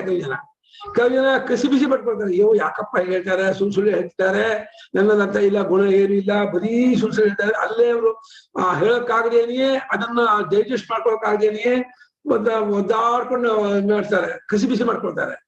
ಕೆಲವು ಜನ ಖುಷಿ ಪಡ್ಕೊಳ್ತಾರೆ. ಯಾರು ಎಂಥವ್ರು ಅಂತ ಹೆಂಗ್ ಹೇಳಕ್ಕಾಗತ್ತೆ? ಅವ್ರವ್ರ ಸಂಸ್ಕಾರ. ಸಾಮಾನ್ಯವಾಗಿ ಈಗ ರಾಜಕೀಯ ಸಭೆಯಲ್ಲಿ ಅಥವಾ ದೊಡ್ಡ ಏನೇನೋ ಒಂದು ಫಂಕ್ಷನ್ ಸಭೆಯಲ್ಲಿ 4-5 ಜನ ಸ್ಟೇಜ್ ಮೇಲೆ ಕೂರ್ಸಿರ್ತಾರಲ್ಲ, ಕೂರ್ದಾಗ ಒಬ್ಬರನ್ನೊಬ್ರು ಹೊಗಳೋದು ಇದ್ದೇ ಇದೆ. ಯಾರು ಒಬ್ಬರನ್ನ ರಾಜಕಾರಣಿಗಳನ್ನ ಕರೆಸಿದ್ರೆ ಅವ್ರನ್ನ ಏನೋ ಒಂದು ಊರಿಗೆ ಕೆಲಸ ಆಗ್ಬೇಕು ಅಂದ್ರೆ ಅವ್ರನ್ನ ಚೆನ್ನಾಗಿ ಹೊಗಳ್ತಾರೆ, ಅವರಷ್ಟು ಆಧಾರ ಮಾಡ್ತಾರೆ, ಉದಾರಿಗಳು ಹಂಗ್ ಮಾಡ್ತಾರೆ. ಯಾಕಂದ್ರೆ ಅವ್ರಿಗೆ ಆ ಕೆಲಸ ಆಗ್ಬೇಕಲ್ಲ ಊರಿಗೆ. ಹಾಗಾಗಿ ಅವರು ಅವ್ರು ನಿಜ ಅಂದ್ಕೊಂಡು ಅವರು ಕೂಡ ಸ್ಯಾಂಕ್ಷನ್ ಮಾಡ್ತಾರೆ, ಮಾಡ್ತಾ ಇದ್ದಾರೆ, ಇವತ್ತಿಗೂ ನಡೀತಾ ಇದೆ. ಅವಾಗ ಇದನ್ನ ನಮ್ಮ ಪ್ರಯೋಜನಕ್ಕೆ ನಾವು ಹೊಗಳ್ತಾ ಇದೀವಿ ಅನ್ನೋದಾಗೋಗುತ್ತೆ. ಹೌದು, ನಮ್ಮ ಪ್ರಯೋಜನಕ್ಕೆ ಹೊಗಳೋರು. ಯಾಕೆಂದ್ರೆ ಆತ್ಮಷ್ಟು ಕಾಮ ಎಂಬುದು ಎಲ್ಲ ಕಡೆಗೂ ಸಮಾನ. ಅದು ಅವರು ಸಂತೋಷ ಆದ್ರೆ ನಮ್ಗೇನೋ ಪ್ರಯೋಜನ ಆಗತ್ತೆ ಅನ್ನೋಕ್ಕೋಸ್ಕರ ನಾವು ಹೊಗಳೋದು. ಹೌದು, ಅವ್ರು ಖುಷಿ ಪಟ್ಕೊಂಡ್ರೆ ನಮ್ ಬಗ್ಗೆ ಒಳ್ಳೆ ಅಭಿಪ್ರಾಯ ಇಟ್ಕೊಳ್ತಾರೆ. ಏನು ಕೊಡದೆ ಹೋದ್ರು ನಮ್ಗೆ ತುಂಬಾ ಹೊಗಳಿದ್ರಪ್ಪ ಅಂತ ನಮ್ಮ ಬಗ್ಗೆ ಏನೋ ಒಂದು ಅಭಿಪ್ರಾಯ ಇಟ್ಕೊಳ್ತಾರೆ ಅನ್ನೋದಕ್ಕೂ ಉದ್ದೇಶ ಇಟ್ಕೊಂಡು ಹೊಗಳಿರ್ತಾರೆ. ಅದು ಪ್ರಯೋಜನದಲ್ಲಿ ದುಡ್ಡೇ ಆಗ್ಬೇಕಿಲ್ಲ, ಗೌರವ ಕೊಡೋ ಪ್ರಯೋಜನ ಆಗ್ಬೋದು, ದುಡ್ಡು ಕೊಡೋದಾಗ್ಬೋದು, ನಮ್ಗೆ ಇನ್ನೇನು ಯಾವತ್ತೂ ಉಪಕಾರ ಮಾಡೋದಾಗ್ಬೋದು, ಏನೇನೋ ಇರ್ಬೋದು. ಒಟ್ಟು ಅಧ್ಯಾತ್ಮ ಸಾಧಕನಿಗೆ ಇದು ಸರಿಯಲ್ಲ. ನಿಶ್ಚಿತ ನಿರ್ನಮಸ್ಕಾರೋ ನಿಸ್ವಧಾಕಾರ ಹೇಳಿ ಉಪಾಧಿ ಅಂಟಿಸೋದಿದೆಯಲ್ಲ ಒಬ್ಬ ವ್ಯಕ್ತಿನ, ಅದು ತಪ್ಪೋದು. ಅಧ್ಯಾತ್ಮ ಶಾಸ್ತ್ರ ಪ್ರಕಾರವಾಗಿ ನೀ ಬುದ್ಧಿವಂತ ಅಂತ ಹೊಗಳಿದ್ರೆ ಬುದ್ಧಿಗೆ ಅಂಟಿಸಿದಂಗೆ ಆಗುತ್ತೆ. ಬಹಳ ಶ್ರೀಮಂತ ಅಂತ ಹೊಗಳಿದ್ರೆ ದುಡ್ಡಿಗೆ ಅವನನ್ನು ಅಂಟಿಸಿದಂಗಾಗತ್ತೆ. ಯಾವುದೇ ಒಂದು ಇದಕ್ಕೆ ಬಹಳ ರೂಪವಂತರು, ಬಹಳ ಬಲಿಷ್ಠರು ದೇಹಕ್ಕೋ ಅವನ ಗುಣಕ್ಕೋ ಏನೋ ಅಂಟಿಸಿದಂಗಾಗತ್ತೆ. ಅದು ಉಪಾಧಿ ಅಂಟಿಸೋದು, ಉಪಾಧಿ ಗುಣ ತೆಗಳೋದು ಎರಡೂ ತಪ್ಪೆ. ಒಬ್ಬರು ನಿಂದೆ ಮಾಡೋದು ತಪ್ಪೆ, ಹೊಗಳೋದು ತಪ್ಪೆ. ಆದ್ರೆ ನೀವು ಒಂದ್ಸತಿ ಗುಣದೋಷ ದೃಶಿರ್ದೋಷ ಗುಣಸ್ತು ಉಭಯವರ್ಜಿತ ಅಂತ ಅರ್ಜುನ ಕೆಲವು ಸತಿ ಬೆಂತಟ್ತಾನೆ. ಕಾರಣ ಅಂದ್ರೆ ಅವನು ಅದರಿಂದ ಪ್ರೋತ್ಸಾಹಗೊಂಡು ಇನ್ನ ಇದಾಗ್ಲಿ ಅಂತ ಹೇಳಿ. ಹಾಗೆ ಗುರು ಶಿಷ್ಯರಿಗೆ ಬೆಂತಟ್ತಾರೆ, ಅವ್ರು ಅದನ್ನ ಹೌದು, ನಿಂಗೆಲ್ಲ ಗೊತ್ತಾಗತ್ತೆ ಕಣೋ, ನೀ ಜಾಣ ಕಣೋ, ನಿಂಗೆಲ್ಲ ಗೊತ್ತಾಗತ್ತೆ ಅಂತ ಹೇಳೋದು ಉಂಟು. ಅವ್ನು ಜಾಣ ಆಗದೆ ಹೋದ್ರೆ ಜಾಣ ಆಗಲಿ ಅಂತ ಉದ್ದೇಶ ಅಲ್ಲಿ. ಜಾಣ ಆಗ್ಬೇಕು ನೀ ತುಂಬಾ ಜಾಣ ಕಣೋ, ನೀ ತುಂಬಾ ಒಳ್ಳೆಯವನ ಕಣೋ ಅಂತ ಗುರುವ ತಂದೆ ತಾಯಿಯ ಮಕ್ಕಳಿಗೆ ಹೇಳುವಾಗ ಹಾಗ ಆಗ್ಬೇಕು ಅಂತ ಉದ್ದೇಶ ಹೊರತು ಆಗಾಗಿದ್ದಾನೆ ಅಂತ ಅರ್ಥ ಅಲ್ಲ. ಅದು ಅವನಿಗೆ ನಾನು ಆಗಿದ್ದೀನಿ ಖುಷಿ ಆಗತ್ತಲ್ಲ ತತ್ಕಾಲ. ಅವಾಗ ಅವನು ಮಾತು ಕೇಳ್ತಾನೆ, ನೀ ಜಾಣ, ನೀನ್ ತುಂಬಾ ಬುದ್ಧಿವಂತ, ನೀನ್ ಒಳ್ಳೆಯವನು, ಹಾಗೆ ಹೀಗೆ ಅಂತಂದ್ರೆ ಅಲ್ಲ ಸ್ವಾರ್ಥ ಇಲ್ಲ ಅಂತಿಲ್ಲ. ಆ ವೇದಾಂತ ಪ್ರಕಾರ ಸ್ವಾರ್ಥ ಇದೆ. ಅಲ್ಲ ಅವನು ನನ್ ಮಗ ಆಗಿದ್ದಕ್ಕೆ ನನ್ನ ಶಿಷ್ಯ ಆಗಿದೆ ಅವ್ನು ಉದ್ಧಾರ ಆಗ್ಬೇಕು, ನಮ್ ಸ್ವಾರ್ಥ ಇದ್ದಾನೆ. ನನ್ ಮಗ ಉದ್ಧಾರ ಆಗ್ಬೇಕು, ನಮ್ ಸ್ವಾರ್ಥ ಇದ್ದಾನೆ. ಅವ್ನು ಉದ್ಧಾರ ಆದ್ರೆ ನಿಮ್ಗೇನು ಕೇಳಿದ್ರೆ ನಂಗೆ ಸಂತೋಷಪ್ಪ ಅವ್ನು ಉದ್ಧಾರ ಆದ್ರೆ. ಅದು ನಿಮ್ ಸಂತೋಷಕ್ಕೆ ಅವ್ನು ಉದ್ಧಾರ ಆಗ್ಬೇಕು ಅಂತ ನೀವು ಮಾಡಿದ್ದೀರಾ. ಸ್ವಾರ್ಥವಿದೆ ಆಗೋದೇ ಇಲ್ಲ. ಆದ್ರೆ ಅದನ್ನ ಒಪ್ಕೊಂಡಿದೀವಿ ವ್ಯವಹಾರದಲ್ಲಿ. ನಮ್ಮ ಮಕ್ಕಳನ್ನ ವಿದ್ಯಾವಂತನಾಗಿ ಮಾಡೋದು, ವಿನೀತನಂತಾಗಿ ಮಾಡೋದು, ಸಜ್ಜನಾಗಿ ಮಾಡೋದು, ನಮ್ಮ ಮಕ್ಕಳನ್ನ ಹಾಗಿರ್ಬೇಕು ನಾವು ಒಪ್ಕೊಂಡಿದೀವಿ. ಹಾಗಾಗಿ ಮಕ್ಕಳಿಗೆ ನಾವು ಹಾಗೆ ಹೇಳ್ತೀವಿ, ಹಾಗಿರ್ಬೇಕಪ್ಪ, ನೀನ್ ಬಹಳ ಒಳ್ಳೆಯವ್ರು ಕಣೋ, ತುಂಬಾ ಜಾಣ ಕಣೋ, ನೀನ್ ಬಹಳ ಬುದ್ಧಿವಂತ ಕಣೋ ಅಂತ ಹೇಳಿ ಅವನನ್ನು ಓದಿಸೋದಕ್ಕೋ ಅವ್ನು ಒಳ್ಳೆಯದನ್ನ ಮಾಡೋದಕ್ಕೋ ಹೇಳ್ಬೇಕಾಗತ್ತೆ. ಅವ್ನಿಗೆ ಗೊತ್ತಿದ್ದು ನಮ್ಗೆ ಗೊತ್ತಿರುತ್ತೆ. ಅವನು ದೋಷ ಇದೆ ಗೊತ್ತಿದ್ರು ಕೂಡ ಪ್ರಿಯವಾಗಿ ಹೇಳ್ತೀವಿ ಅಂತ ಹೇಳ್ತೀವಿ. ಇದು ಅನೃತವಾದ್ರೂ ಪ್ರಿಯ ಹೇಳಲೇಬೇಕಾಗತ್ತೆ. ಸತ್ಯ ಅಲ್ಲ ಇದು, ಅದು ಪ್ರಿಯವಾಗತ್ತೆ ಅಂತ ಹೇಳ್ಬೇಕಾಗತ್ತೆ. ಯಾರಿಗೆ ಎಲ್ಲಿ ಅನ್ನೋದು ಬಹಳ ಮುಖ್ಯ. ವ್ಯವಹಾರದ ಕ್ಷೇತ್ರದ ಒಂದು, ತಿದ್ದೋ ಕ್ಷೇತ್ರ ಮಕ್ಕಳಿಗೆ ಮಾಡೋದು ಇನ್ನೊಂದು. ತಮ್ಮ ರಾಜಕಾರಣಿಗಳಿಗೆ ತಮ್ಮ ಪ್ರಯೋಜನಕ್ಕಾಗಿ ಮಾಡುವ ಆ ಜಾಗ ಬೇರೆ. ಅಲ್ಲ ಏನು ಮಾಡಕ್ಕಾಗಲ್ಲ. ಅದು ವ್ಯವಹಾರದಲ್ಲಿ ಅದು ಅಷ್ಟು ಒಪ್ಕೊಂಡ್ಬಿಟ್ಟಿದ್ದಾರೆ. ರಾಜಕಾರಣಿಗಳನ್ನ ಎದುರು ಹಾಕೊಂಡ್ರೆ ನಿಮ್ಗೆ ಯಾವ ಕೆಲಸವನ್ನು ಮಾಡಿಸ್ಕೊಳಕ್ಕಾಗಲ್ಲ. ಆಗದೇ ಇದೆ ಏನ್ ಪರವಾಗಿಲ್ಲ, ಆಗ್ಬೇಕಾಗಿಲ್ಲ ಅನ್ನೋದು ಆ ಮುಮುಕ್ಷುಗಳಿಗೆ ಅಧ್ಯಾತ್ಮ ಸನ್ಯಾಸದ ವಿಷಯ ಬೇರೆ. ಅಂದ್ರೆ ಹೀಗ್ ತಗೊಳ್ಬೋದಾ, ಯಾರನ್ನ ಹೊಗಳ್ತಿದೀವಿ ಅವರಿಗೂ ಏನಾದ್ರೂ ಅದರಿಂದ ಒಳಿತಿದೆ ಅಂತ ಮಾಡೋದು ಒಂದ್ ರೀತಿ, ಕೇವಲ ನಮ್ಮ ಸ್ವಾರ್ಥ ಇಟ್ಕೊಂಡು ಹೊಗಳೋದು ಒಂದ್ ರೀತಿ, ಹೌದು ನಿಜವಾಗ್ಲೂ ಸತ್ಯವನ್ನ ಹೇಳೋದು ಇನ್ನೊಂದ್ ರೀತಿ. ಅವಾಗ ನಾವು ಹಾಗಾಗ್ಲಿ ಉದ್ದೇಶ ಇಟ್ಕೊಂಡು ಹೇಳೋದು ಒಂದ್ ರೀತಿ ಇರುತ್ತೆ. ನಾವು ಯಾರನ್ನ ಹೊಗಳ್ತೀವಲ್ಲ ರಾಜಕಾರಣ, ಅವ್ರು ಆ ತರ ಆಗ್ಲಿ ಅನ್ನೋ ಅಭಿಪ್ರಾಯಕ್ಕೆ ಹೊಗಳಿದ್ರು. ನಮ್ಮ ಮಾರ್ಕಂಡಗಳು ಹಾಗೆ ಮಾಡಿದ್ರು. ಹೌದಾ, ನೀವು ಆ ತರಹ ಆಗ್ಬೇಕು ಅನ್ನೋ ಅರ್ಥಕ್ಕೆ ಹೊಗಳೋರು ಹೊಗಳ್ತಿದ್ರು. ಅವ್ರು ಹೊಗಳ್ತಿದ್ರು ಅಂದ್ರೆ ನೀವು ನಿಜವಾಗಿ ಆಗಿದ್ದೀರಾ ಅಂತ ಅರ್ಥ ಅಲ್ಲ, ನೀವು ಹಾಗಾಗ್ಬೇಕು ಅನ್ನೋ ಅಭಿಪ್ರಾಯ ಅವ್ರು ಇಟ್ಕೊಂಡು ಹೇಳೋರು. ಅದು ಆಗುತ್ತೆ. ಯಾಕಂದ್ರೆ ನೀವು ಹಾಗಾಗ್ಬೇಕು ಅಂತ ಡೈರೆಕ್ಟ್ ಹೇಳಿದ್ರೆ ಅವ್ರಿಗೆ ಬೇಜಾರಾಗತ್ತೆ. ಅದೇ ಧ್ವನಿಯಲ್ಲಿ ಹೇಳ್ಬಿಟ್ರೆ, ಇದ್ರಲ್ಲಿ ಲಕ್ಷ್ಯಾರ್ಥದಲ್ಲಿ ಹೇಳಿದ್ರೆ ಅದು ಅವ್ರಿಗೆ ಬೇಜಾರಾಗಲ್ಲ. ನೀವು ನೀವು ತುಂಬಾ ಉದಾರಿಗಳು ಅಂದ್ರೆ ಉದಾರಿಗಳಾಗ್ಬೇಕು ಅಂತ ಅಭಿಪ್ರಾಯ ಅಂತ ಅರ್ಥ. ಒಟ್ಟು 4 ಇರೋದು ಕಷ್ಟ. 4 ಒಂದು ವಾಕ್ಯದಲ್ಲಿ ಅನುದ್ರೇಕರ, ಸತ್ಯ, ಪ್ರಿಯ, ಹಿತ, ಏನು ಮಾತಃ ಮೌನದಲ್ಲಿ ಆಗತ್ತೆ. ಮೌನದಲ್ಲಿ ವಾಕ್ಯವೇ ಇಲ್ಲ ಅಲ್ಲಿ. ಕಿಂ ಪುನಸ್ತಪಃ, ಹಿಂಸತ್ತಪಃ ಈ ರೀತಿಯಾಗಿರ್ತಕ್ಕಂತಹ ತಪಸ್ಸು ಯಾವುದು ಅಂತ ಕೇಳಿದ್ರೆ, ಯತ್ ಸತ್ಯಂ ವಾಕ್ಯಂ ಅನುದ್ವೇಗಕರಂ ಪ್ರಿಯಂ ಹಿತಂಚ ತತ್ತಪಃ ವಾಂಗ್ಮಯಂ. ಯತ್ ಸತ್ಯಂ ವಾಕ್ಯಂ ತದ್ವೇಗಕರಂ ಪ್ರಿಯಂ ಹಿತಂಚ ತತ್ತಪಃ ವಾಂಗ್ಮಯಂ. ಹಿತಂಚ ಚತುರ ಹಿತಂಚ ತತ್ತಪಃ ವಾಂಗ್ಮಯಂ. ಹಿತಂಚ ಚತುರ. ಯಾವ ವಾಕ್ಯವು ಸತ್ಯವೂ ಉದ್ವೇಗವನ್ನು ಉಂಟು ಮಾಡದೇ ಇರುವಂಥದ್ದು, ಪ್ರಿಯವೂ ಹಿತವೂ ಆಗಿರ್ತಕ್ಕದ್ದು, ಅದು ವಾಂಗ್ಮಯ ತಪಸ್ಸು. ಇವಾಗ ಉದಾಹರಣೆ ಕೊಟ್ಟರು ಭಾಷಿಕಾರ. ಈ ಉದಾಹರಣೆ ಯಾರಿಗೆ? ತಮ್ಮ ಗುರುಕುಲದರ್ತಕ್ಕಂಥ ತಮ್ಮ ಶಿಷ್ಯನಿಗೆ ಹೇಳುವಂತಹ ಇದು. ಅದೇ ವ್ಯವಹಾರದಲ್ಲಿ ಎಲ್ಲರಿಗೂ ಹೀಗೆ ಹೇಳಕ್ಕಾಗತ್ತೋ? ನಿಮಗೇನು ಹೇಳಿದ್ರು? ಏನು? ಯಥಾ ಶಾಂತೋ ಭವವತ್ಸ, ಯಥಾ ಶಾಂತೋ ಭವವತ್ಸ ಸ್ವಾಧ್ಯಾಯಂ ಯೋಗಂಚ ಅನುತಿಷ್ಠ, ಸ್ವಾಧ್ಯಾಯಂ ಯೋಗಂಚ ಅನುತಿಷ್ಠ, ಯಥಾ ತೇ ಶ್ರೇಯೋ ಭವಿಷ್ಯತಿ ಇತಿ. ತಥಾ ತೇ ಶ್ರೇಯೋ ಭವಿಷ್ಯತಿ ಇತಿ. ನಮ್ಮ ಈ ವಾಕ್ಯವನ್ನ ನಮ್ಮ ಸುದರ್ಶನಿಗೆ ಹೇಳ್ಕೊಟ್ಟೆ. ಅವನು ಅದನ್ನ ಇನ್ಮೇಲೆ ಶಾಂತೋಭವಚ್ಛ, ಶಾಂತೋಭವಚ್ಛ ಸ್ವಾಧ್ಯಾಯ ಯೋಗಂಚ ಅನುತಿಷ್ಠ. ಏನು ವಾಕ್ಯವಾದ ಕ್ರಮ ಹಾಗನೋ ಇನ್ ಹೆಂಗ ಹೋಗ್ಬೇಕು? ವತ್ಸ ಶಾಂತೋಭವ ಅನ್ನೋ ಅರ್ಥದ ಶಾಂತೋಭವಚ್ಛ. ಮಗು ಕರುದೆ ಮಗನೇ, ಶಾಂತ ಆಗ, ಕೋಪ ಮಾಡ್ಕೋಬೇಕಣ, ಬೇಜಾರು ಮಾಡ್ಕೋಬೇಕಣ. ವಿದ್ಯಾಭ್ಯಾಸ ಕಾಲದಲ್ಲಿ ದಿನೋ ಹೇಳಿದ್ದೇ ಹೇಳ್ಬೇಕು, ಓದಿದ್ದೇ ಓದ್ಬೇಕು, ಅದು ಮಾಡ್ಬೇಕು ಅಂತ ಕೋಪ ಬರುತ್ತೆ ಮನಸ್ಸಿಗೆ. ಎಂಟರ್ಟೈನ್ಮೆಂಟ್ ಇಲ್ಲ ಅಲ್ಲಿ ಅಂತೋಷಕ್ಕೆ ಏನೂ ಇಲ್ಲ. ದಿನಾ ವೇದ ಆವರ್ತಿ ಮಾಡು, ಇಲ್ಲ ಶಬ್ದ ಕ್ರಿಯಾಪದ ಮಾಡು, ಇಲ್ಲ ಓದ್ಕೋ, ಮತ್ತೆ ಇಲ್ಲ ಮತ್ತೆ ಪಾಠಕ್ಕೆ ಕೂತ್ಕೋ, ಗಂಟೆ ಪಾಠ ಕೇಳು. ಪಾಠ ಶ್ರವಣ ಮಾಡೋದು, ಆ ಏಕಾಗ್ರತೆಯಿಂದ ಕೇಳೋದು ಕಷ್ಟ. ಕೇಳಿದ್ದನ್ನು ಧಾರಣೆ ಮಾಡ್ಕೊಳ್ಳೋಕೆ ಮತ್ತೆ ಓದೋದು, ಜ್ಞಾಪನೆ ಮಾಡೋದು ಅದು. ಆಮೇಲೆ ನಿತ್ಯ ಸಂಜಾಯನೆ ಮಾಡೋದು, ಶುಶ್ರೂಷೆ ಮಾಡೋದು, ಕೇಳೋದು, ಅದೆಲ್ಲ ರೊಟೀನ್ ಆದ್ಕೂಡಲೇ ನೀ ಬೇಜಾರಾಗ್ಬಿಡುತ್ತೆ. ಒಂದ್ ದಿವಸ ಮಾಡೋಕೆ ಯಾರಿಗೂ ಇದಾಗಲ್ಲ. ದಿನಾ ಮಾಡೋದು ಕೂಡಲೇ ಭಾರಿ ಕಿರಿಕಿರಿ ಆಯ್ತು. ನಮ್ಮ ಅತ್ತಿಗೆ ಹೇಳ್ತಿದ್ದಾರೆ, ಅಯ್ಯೋ ನಮ್ಮ ಹೆಂಗಸರ ಜೀವನ 4 ಗೋಡೆ ಮಧ್ಯೆ ಕಳೆದು ಹೋಗ್ಬಿಡತ್ತೆ, 4 ಗೋಡೆ ಆ ಕಡೆ ಹೋಗೋಲ್ಲ. ಅಡಿಗೆ ಮನೆ ಕ್ಲೀನ್ ಮಾಡು, ಪಾತ್ರೆ ಎತ್ತಿ, ಅಡಿಗೆ ಮಾಡು, ತರಕಾರಿ ಹಚ್ಚು, ಪಾತ್ರೆ ಎಲ್ಲ ಹೊರಗಿಡು, ಮತ್ತೆ ಒಳಗೆ. ಅಯ್ಯೋ ಇಲ್ಲಿಂತ ಘೋರ ಜೀವನ. ನಮ್ಮ ಶತ್ರು ಹೆಂಗಸರ ಜನ್ಮ ಬೇಡ ನಾವು. ಬಹಳ ಕಷ್ಟ ಹೆಂಗಸ. ಆದ್ರೆ ಸಿಟಿಯಲ್ಲಿ ಇರ್ತಕ್ಕಂಥ ಹೆಂಗಸಿಗೆ ಹಾಗಾಗಲ್ಲ. ಯಾಕಂದ್ರೆ ಅದೆಲ್ಲ ತರಿಸ್ಕೊಂಡ್ಬಿಡ್ತಾರೆ, ಕೇಟ್ರಿಂಗ್ ತರಿಸ್ಕೊಂಡ್ಬಿಡ್ತಾರೆ, ಏನು ಮಾಡಕ್ ಹೋಗೋದಿಲ್ಲ. ಎಲ್ಲ ಆರ್ಡರ್ ಮಾಡ್ಬಿಡ್ತಾರೆ, ಮೊಬೈಲ್ ಎಲ್ಲ ಮಾಡ್ಬಿಟ್ಟು ಬೇಕು ಕೊಟ್ಬಿಡ್ತಾರೆ. ಅರ್ಧ ಗಂಟೆ ಬರುತ್ತೆ, ಇಬ್ರು ಗಂಡನ ತೊಳ್ಕೊಳ್ತಾನೆ, ಹೆಂಡತಿ ತೊಳ್ಕೊಂಡು ಮಕ್ಕಳು ತೊಳ್ಕೊಂಡ್ಬಿಟ್ರೆ ಅದೊಂಥರ ಇದು. ಅಲ್ಲಿ ಈ ರೀತಿ ಬರೋದಿಲ್ಲ. ಇಲ್ಲಿ ಹಳ್ಳಿಯಲ್ಲಿ ಹಾಗಾಗಲ್ಲ. ಅದೆಲ್ಲ ನೈವೇದ್ಯ ಆಗ್ಬೇಕು, ಅದು ಮಡಿಲಾಗ್ಬೇಕು, ಅದೆಲ್ಲ ಹೀಗೆ ನಡ್ಕೋಬೇಕು, ಶುಚಿಯಾಗಿರ್ಬೇಕು. ಈ ಒಂದು ಸಾಂಪ್ರದಾಯಿಕವಾದಂತಹ ಕಟ್ಟುಪಾಡಲ್ಲಿ ಬಹಳ ಹಿಂಸೆ ಅನ್ಸುತ್ತೆ.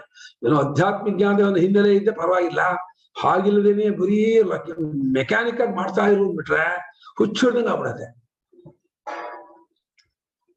ಕಷ್ಟ. ಮನಸ್ಸಿಗೆ ದಿನ ಒಂದು ಮನೋರಂಜನೆ ಬೇಕು, ಸಂತೋಷ ಬೇಕು. ಆ ಮಾಡುವಾಗಲೇನೆ ಖುಷಿ ಇದ್ರೆ ಮಾಡೋಕ್ ಬೇಜಾರಾಗಲ್ಲ. ಮಾಡ್ಬೇಕಲ್ಲಪ್ಪ ಅಂತ ಮಾಡಿದ್ರೆ ಮಾತ್ರ ಬಹಳ ಹಿಂಸೆ ಆಗ್ತದೆ. ಪೂಜೆ ಮಾಡೋದು, ಪೂಜೆ ಆನಂದವೋ, ಪೂಜೆ ಅನುಭವಿಸೋದೋ, ಪೂಜೆ ಜ್ಞಾತೃತ್ವವೋ. ಊಟ ಆಗಲಿ, ಊಟ ಕರ್ತೃತ್ವವೋ, ಊಟ ಭೋಕ್ತೃತ್ವವೋ, ಊಟ ಜ್ಞಾತೃತ್ವವೋ. ಊಟ ಮಾಡ್ಬೇಕಲ್ಲಪ್ಪ ಮಾಡಿದ್ರೆ ಅದು ಕರ್ತೃತ್ವ. ತುಂಬಾ ರುಚಿ ನೋಡ್ಕೊಂಡು ಒಳ್ಳೆ ಚಪ್ಪರ್ಸ್ಕೊಂಡು ರುಚಿ ನೋಡ್ಕೊಂಡು ಊಟ ಮಾಡಿದ್ರೆ ಅದು ಭೋಕ್ತೃತ್ವ. ಏನ್ ಮಾಡಿದಾರೆ, ಹೇಗೆ ಮಾಡಿದ್ದಾರೆ, ಎಂತದ್ದು ಮಾಡಿದ್ದಾರೆ ತಿಳ್ಕೊಂಡು ಮಾಡಿದ್ರೆ ಜ್ಞಾತೃತ್ವ. ನಿಜ ಊಟ ಏನು ಹಾಗಾದ್ರೆ? ಊಟ ಜ್ಞಾತೃತ್ವ, ಊಟ ಕರ್ತೃತ್ವ, ಊಟ ಭೋಕ್ತೃತ್ವವೋ? ಎಲ್ಲಾ ಕ್ರಿಯೆಯಲ್ಲಿ ಸಂತೋಷ ಇದ್ರೆ ಕ್ರಿಯೆ ಭೋಕ್ತೃತ್ವ ಆಗುತ್ತೆ. ಕ್ರಿಯೆ ಮಾಡೋಣ ಅಂತ ಹೇಳ್ಕೊಂಡು ಮಾಡ್ಕೊಳ್ಳೋಣ ಜ್ಞಾತೃತ್ವ ಆಗುತ್ತೆ. ಮಾಡ್ಬೇಕಲ್ಲಪ್ಪ ಅಂತ ಮಾಡಿದ್ರೆ ಕರ್ತೃತ್ವ ಆಗುತ್ತೆ. ನೀವು ಯಾವ ರೀತಿ ಮಾಡ್ತೀರೋ, ಯಾವ್ದನ್ನಾಲೇ ಮಾಡ್ಬೇಕು, ಭೋಕ್ತೃತ್ವದಿಂದ ಮಾಡ್ತಿರೋ, ಜ್ಞಾತೃತ್ವದಿಂದ ಮಾಡ್ತಿರೋ, ಕರ್ತೃತ್ವದಿಂದ ಮಾಡ್ತಿರೋ, ಯಾವ್ದನ್ನಾರು ಮಾಡುವಾಗ ಏನೇನು ಮಾಡ್ತೀರಪ್ಪ ಮಾಡುವಾಗ, ಗುಡಿಸುವಾಗಿರ್ಬಹುದು, ಅಥವಾ ಪಾತ್ರೆ ತೊಳೆಯುವಾಗಿರ್ಬೋದು, ಬಟ್ಟೆ ಒಗೆಯುವಾಗಿರ್ಬೋದು, ಅಡಿಗೆ ಮಾಡೋಗಿರ್ಬೋದು. ಇವಪ್ಪ ಮಾಡ್ಬೇಕಲ್ಲಪ್ಪ ಮಾಡ್ತಾ ಇದ್ರೆ ಕರ್ತೃತ್ವ ಆಗುತ್ತೆ. ಖುಷಿ ಮಾಡೋಕೆ ಇವತ್ತು ಇದನ್ನ ಮಾಡ್ತೀನಿ, ಇವತ್ತು ಪುಲಾವ್ ಮಾಡ್ತೀನಿ, ಇವತ್ತು ಹೊಚ್ಚಾಗೆ ಮಾಡ್ತೀನಿ, ಇವತ್ತು ಇನ್ನೇನೋ ಸಹಿ ಮಾಡ್ತೀನಿ, ಅದನ್ನ ಮಾಡ್ತೀನಿ. ಬೇರೆ ಬೇರೆ ಇದನ್ನ ನೋಡ್ಕೊಂಡ್ಬಿಟ್ಟು ಬೇರೆ ಬೇರೆ ವೆರೈಟಿ ಎಲ್ಲ ಬರ್ತಾ ಇರುತ್ತಲ್ಲ ವಾಟ್ಸಪ್ ಅಲ್ಲಿ, ಇದನ್ನ ಮಾಡಿ ನೋಡೋಣ ಅಂತ ಹೇಳಿ ಅದು ಅದೇ ಒಂದು ಖುಷಿ. ಹೊಸ ಹೊಸ ಹೊಸ ಮಾಡೋದು ಭೋಕ್ತೃತ್ವ ಅಲ್ಲಲ್ಲ. ಹಾಗೆ ತಿಳ್ಕೊಳ್ಳೋದು ಜ್ಞಾತೃತ್ವ, ಎಂಜಾಯ್ ಮಾಡೋದು ಭೋಕ್ತೃತ್ವ, ಶ್ರಮ ಪಡೋದು ಕರ್ತೃತ್ವ. ನೀವು ಶ್ರಮ ಪಟ್ಟು ಮಾಡ್ತೀರೋ, ಎಂಜಾಯ್ ಮಾಡ್ಕೊಂಡು ಮಾಡ್ತೀರೋ, ಅಥವಾ ತಿಳ್ಕೊಂಡು ಜ್ಞಾತೃತ್ವ ಮಾಡ್ತಿರೋ? ನಮ್ಮ ಅನುಭವ ಏನ್ ಮಾಡ್ತಾರೆ ಕೇಳೋಣ. ಅನುಪಮ ಹೆಂಗ್ ಮಾಡ್ತೀರಮ್ಮ ನೀವು? ಯಾವ್ದನ್ನದು? ಜ್ಞಾತೃತ್ವ ಹೆಂಗ್ ಬಂತು ಅರ್ಥ ಆಗ್ಲಿಲ್ಲ ಗುರುಗಳೇ ಇಲ್ಲಿ. ತಿಳ್ಕೊಳ್ಬೇಕು ಅಂತ. ಈ ಮಾಡಿದ್ರೆ ಹೇಗಾಗತ್ತೆ, ಹೀಗ್ ಮಾಡಿದ್ರೆ ಹೇಗಾಗತ್ತೆ, ಇದನ್ ಮಾಡಿದ್ರೆ ಹೇಗಾಗತ್ತೆ ನೋಡೋಣ. ನಾವು ಸಿಟಿ ಹೆಂಗಸರು ಹೇಳ್ಬಿಟ್ರಲ್ಲ ಗುರುಗಳೇ, ನಾವು ಎಲ್ಲ ಈಸಿ, ನಮ್ಗೆ ಕುಕಿಂಗ್ ಎಲ್ಲ ಯಾರೋ ಒಬ್ರು ಇರ್ತಾರೆ ಮಾಡಕ್ಕೆ, ಸೊ ಜ್ಞಾತೃತ್ವ ಅನ್ಬೋದೇನೋ ನಮ್ದು. ಓ, ನಿಮ್ ಮನೇಲಿ ಅಡಿಗೆ ಮಾಡೋಲ್ವಾ? ಓಹೋ, ಅಡಿಗೆ ಮಾಡ್ತಿಲ್ವಾ? ಇದು ಬೇರೆನಾ? ಸ್ವಲ್ಪ ಗೃಹಿಣಿ ಗೃಹ ಮುಚ್ಚದೆ. ಅದಕ್ಕೆ ಸ್ವಲ್ಪ ಭೋಕ್ತೃತ್ವ ಮತ್ತೆ ಜ್ಞಾತೃತ್ವ ಆಗುತ್ತೆ ಅನ್ಸುತ್ತೆ. ಕರ್ತೃತ್ವ ಇಲ್ವಾ? ಎಫೆಕ್ಟ್ ಇಲ್ಲ. ಇಷ್ಟು ವರ್ಷ ಮಾಡಾಯ್ತಲ್ಲ ಗುರುಗಳೇ, ಈಗ ಭೋಕ್ತೃತ್ವ ಅದ ಇಷ್ಟು ವರ್ಷ ಮಾಡಿದ ಆಫೀಸಲ್ಲೇ, ಮನೆಯಲ್ಲೂ. ಹೌದಾ? ಮಾಡಿದ್ರ? ಸರಿ ಇದೆ. ಅಮೆರಿಕಾದಲ್ಲಿ ಕೆಲಸ ಮಾಡಿದ್ರಲ್ಲಮ್ಮ, ಅಲ್ಲ ಅಡಿಗೆ ಮಾಡ್ಕೊಂಡು ಮನೆಯಲ್ಲಿ ಮಾಡ್ಕೊತಾ ಇದ್ವಿ, ಅಲ್ಲೆಲ್ಲ ಅವಾಗ ಕರ್ತೃತ್ವ ಚಿಕ್ಕ ಮಕ್ಕಳು ಬೆಳೆಸಿದ್ವಿ ಆ ಟೈಮಲ್ಲಿ, ಹಂಗಷ್ಟು ಕಷ್ಟಪಟ್ಟಿದ್ವಿ. ಅವಾಗ ಕರ್ತೃತ್ವ ಇತ್ತು, ಅವಾಗ ಭೋಕ್ತೃತ್ವ ಇಲ್ಲ, ಜ್ಞಾತೃತ್ವ ಇಲ್ಲ. ಕರೆಕ್ಟ್. ಬರೀ ಕರ್ತೃತ್ವ ಟೈಮ್ ಇಲ್ಲ. ಅದು ಇದು ಜ್ಞಾತೃತ್ವನ ಭೋಕ್ತೃತ್ವನ ಇದು ಅಂತ ಮಾಡಿದ್ದೆ ರೋಬೋಟ್ ತರ ಮಾಡ್ಕೊಂಡು. ಅವಾಗ 3 ಗೊತ್ತೇ ಇರಲಿಲ್ಲ, ಮೂರಿಗೆ ಗೊತ್ತಿದ್ದು ಅವಾಗ 3 ಗೊತ್ತೇ ಇರಲಿಲ್ಲ ಅವಾಗ. ಅದೇನೋ ಡ್ಯೂಟಿ ಅಂತ ಮಾಡ್ಕೊಂಡು ಅದೇ ಕರ್ತೃತ್ವ. ಡ್ಯೂಟಿ ಮಾಡೋದೇ ಕರ್ತೃತ್ವ. ಹೇಗಪ್ಪ ಮಗು, ಶಾಂತ ಆಗೋ, ಬೇಜಾರ್ ಮಾಡ್ಕೋಬೇಡ, ಕೋಪ ಮಾಡ್ಕೋಬೇಡ. ನೀನ್ ದೊಡ್ಡನಾಗ್ತೀಯಲ್ಲ, ಒಳ್ಳೆ ವಿದ್ಯಾರ್ಥಿ ಆಗ್ತೀಯಾ, ತುಂಬಾ ಗೌರವಾನ್ವಿತರಾಗ್ತೀಯಾ, ಒಳ್ಳೆ ನಿನಗೆ ಸಮಾಧಾನ ಆಗುತ್ತೆ, ಎಲ್ಲಾ ರೀತಿ ಅನುಕೂಲ ಸಿದ್ಧ ಆಗುತ್ತೆ ಅಂತ ಹೇಳಿ ಮುಂದಿನ ಒಂದು ಒಳ್ಳೆ ಕಲ್ಪನೆಯೆಲ್ಲ ಈಗಲೇ ಕೊಟ್ಟು ಮಾಡು ಮಾಡು ಮಾಡೋದು. ಯಾಕೆಂದ್ರೆ ಫಲದ ಒಂದು ಇದು ಕೊಡದೆ ಹೋದ್ರೆ ಮಾಡ್ಬೇಕಲ್ಲ, ಮಾಡ್ಬೇಕು ಅಂತ ಅಷ್ಟೇ ಅಂದ್ಬಿಟ್ರೆ ಇಂಟ್ರೆಸ್ಟ್ ಬರಲ್ಲ. ಅದು ತಿಳಿದವರಿಗೆ ಸರಿ, ಮಕ್ಕಳಿಗೆ ಮಾಡೋದು ಅಷ್ಟರಿಂದ ಖುಷಿ ಇರಲ್ಲ. ಅವ್ರು ಏನೋ ಒಂದು ಕಲ್ಪನೆ ಕೊಡ್ಬೇಕು. ನೀನ್ ದೊಡ್ಡನಾಗ್ತೀಯಾ, ತುಂಬಾ ದುಡ್ಡು ಬರುತ್ತೆ, ಹಾಳು ಮಕ್ಕಳು ಓದಲ್ಲ, ನೀನು ಡಾಕ್ಟರ್ ಆಗ್ಬೇಕು, ನೀನು ಇಂಜಿನಿಯರ್ ಆಗ್ಬೇಕು, ನೀನ್ CA ಓದ್ಬೇಕು, ನೀನು IPS ಬೇಕು, IAS ಓದ್ಬೇಕು ಅಂತ ಅಂದಾಗ ಅವ್ರಿಗೆ ಖುಷಿ ಆಗ್ಬಿಡತ್ತೆ. ಹಂಗ ಓದ್ಬಿಟ್ಟು ಅದಕ್ಕೆ ತಂದೆ ಅಂತ ಏನೇನ್ ಬೇಕೋ ತಂದು ಕೊಡ್ತಿರ್ತಾರೆ, ಅವ್ರಿಗೆ ತಕ್ಕಾಗಿ ಮುದ್ದು ಮಾಡ್ತಾರೆ, ಬೇಕಾದದು ಮಾಡ್ತಾರೆ, ಎಲ್ಲ ಮಾಡ್ತಾರೆ. ಈ ಕಾಲದ್ದು ಸ್ವಾಧ್ಯಾಯವನ್ನು ಆ ಕಾಲದಲ್ಲಿ ಗುರುಕುಲದಲ್ಲಿ ಸ್ವಾಧ್ಯಾಯ ಅಂದ್ರೆ ನಿತ್ಯ ಪ್ರತಿನಿತ್ಯ ಹೇಳಬೇಕಾಗಿರ್ತಕ್ಕಂಥ, ಕಲ್ತ್ಕೋಬೇಕಾದಂತಹ ಗ್ರಂಥಭಾಗ, ಅದನ್ನ ಅಭ್ಯಾಸ ಮಾಡೋದು. ಯೋಗಾನುಷ್ಠಾನ ಅಂದ್ರೆ ಯಾಕೆ ಹೌದಾ? ಚಾರ್ಜ್ ಇಲ್ವಾ?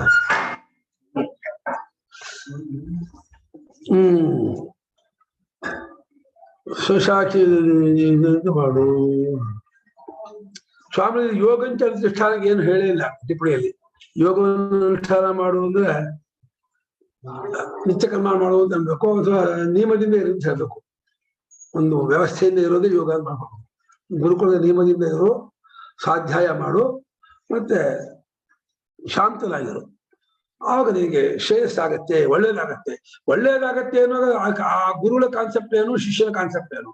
ಒಳ್ಳೇದಾಗತ್ತೆ ಗುರುಳು ಅನ್ನುವಾಗ ಒಳ್ಳೆ ಚಿತ್ತಶುದ್ಧಿ ಉಂಟಾಗಿ, ಅಂತರ್ಮುಖ ಉಂಟಾಗಿ, ಅಧ್ಯಾತ್ಮ ಜ್ಞಾನ ಸಂಪನ್ನಾಗಿ, ಮುಕ್ತರಾಗಿ, ಅಜ್ಞಾನ ಕಂಡು ಮುಕ್ತನಾಗ್ತೀಯ ಅಂತ. ಶಿಷ್ಯನ ಒಳ್ಳೇದು, ನಾನು ದೊಡ್ಡ ಮೇಲೆ ಚಂದ ಐಶ್ವರ್ಯವಂತಾಗ್ತೀನಿ, ಮದುವೆ ಮಾಡ್ಕೊತೀನಿ, ಮನೆ ಕಟ್ಕೊಳ್ತೀನಿ, ಕಾರ್ ತಗೊಳ್ತೀನಿ, ಈ ತರ ಒಳ್ಳೇದು ಅನ್ನೋದು ಅವರವರ ಇದ ಬಿಟ್ಟಿದೆ. ಅದು ನಿಜವಾಗಿ ಒಳ್ಳೇದು ಅನ್ನೋದು ಗುರುಗಳು ಗೊತ್ತು, ಶಾಸ್ತ್ರ ಗೊತ್ತು. ಅದು ಈ ಜನರಿಗೆಲ್ಲ ಗೊತ್ತಿರೋದು ಒಳ್ಳೇದು ಅನ್ನೋದು ಇಷ್ಟ. ನಾನು ಒಂದ್ ಕಡೆಗೆ ಬೆಂಗಳೂರಲ್ಲಿ ಒಂದು ಮನೆಗೆ ಕರೆದಿದ್ದು, ಪಾಪುಗೆ. ಆಗ ಪಾಪದ ಆದ್ಮೇಲೆ 5 ನಿಮಿಷ ಮಾತಾಡಿದ್ರು. ಮಾತಾಡಿದಾಗ ನಾನು ಹೇಳಿದೆ, ಈ ಸಂಸಾರ ಅನ್ನೋದು ಬಹಳ ದುಃಖಮಯವಾಗಿರ್ತಕ್ಕದ್ದು. ಈ ಸಂಸಾರದಿಂದ ದಾಟೋದಕ್ಕಾಗಿ ಮನುಷ್ಯ ಜನ್ಮ ಬಂದಿರೋದು. ನಾವು ಸಂಸಾರಕ್ಕೆ ದಾಸ ಆಗಬೇಕು. ಅವ್ರಿಗೆ ಯಾರು ಈ ತತ್ವವನ್ನು ಕಟ್ಕೊಂಡ್ಬಿಡ್ತಾರೋ ಅವ್ರಿಗೆ ಈ ಸಂಸಾರದ ಗೋಜಿರಲ್ಲ. ಅಲ್ಲೊಬ್ಬ ಹೆಂಗಸು, ಸ್ವಾಮಿ ಹಾಗೆಲ್ಲ ಹೇಳ್ಬೇಡಿ, ನಮ್ಗೆ ಸಂಸಾರ ಬೇಕು, ಸಂಸಾರ ಇರ್ಬೇಕು, ನಮ್ ಸಂಸಾರ ಹಾಳು ಮಾಡ್ಬೇಡಿ, ಹಾಗೆಲ್ಲ ಹೇಳ್ಬೇಡಿ, ಸಂಸಾರ ಬಿಡೋದನ್ನ ಹೇಳ್ಬೇಡಿ. ಅಲ್ಲಮ್ಮ ಸಂಸಾರ ಅಂದ್ರೆ ಏನು? ನಮ್ ಗಂಡ, ನನ್ ಮಕ್ಕಳು, ನನ್ ಮನೆ, ಇದೆಲ್ಲ ಇಟ್ಕೋಬೇಕು, ಈಗೆಲ್ಲ ಬಿಡಿಸ್ಕೋಬಹುದು, ಇದೆಲ್ಲ ಬಿಟ್ಟು ಅದೆಲ್ಲ ಹೇಳ್ಬೇಡಿ, ಇಲ್ಲಿ ಅದೆಲ್ಲ ಬೇಡ ನಮಗೆ ಅಂತ. ಇದೆಂತ ಗೃಹಚಾರ ಇದು?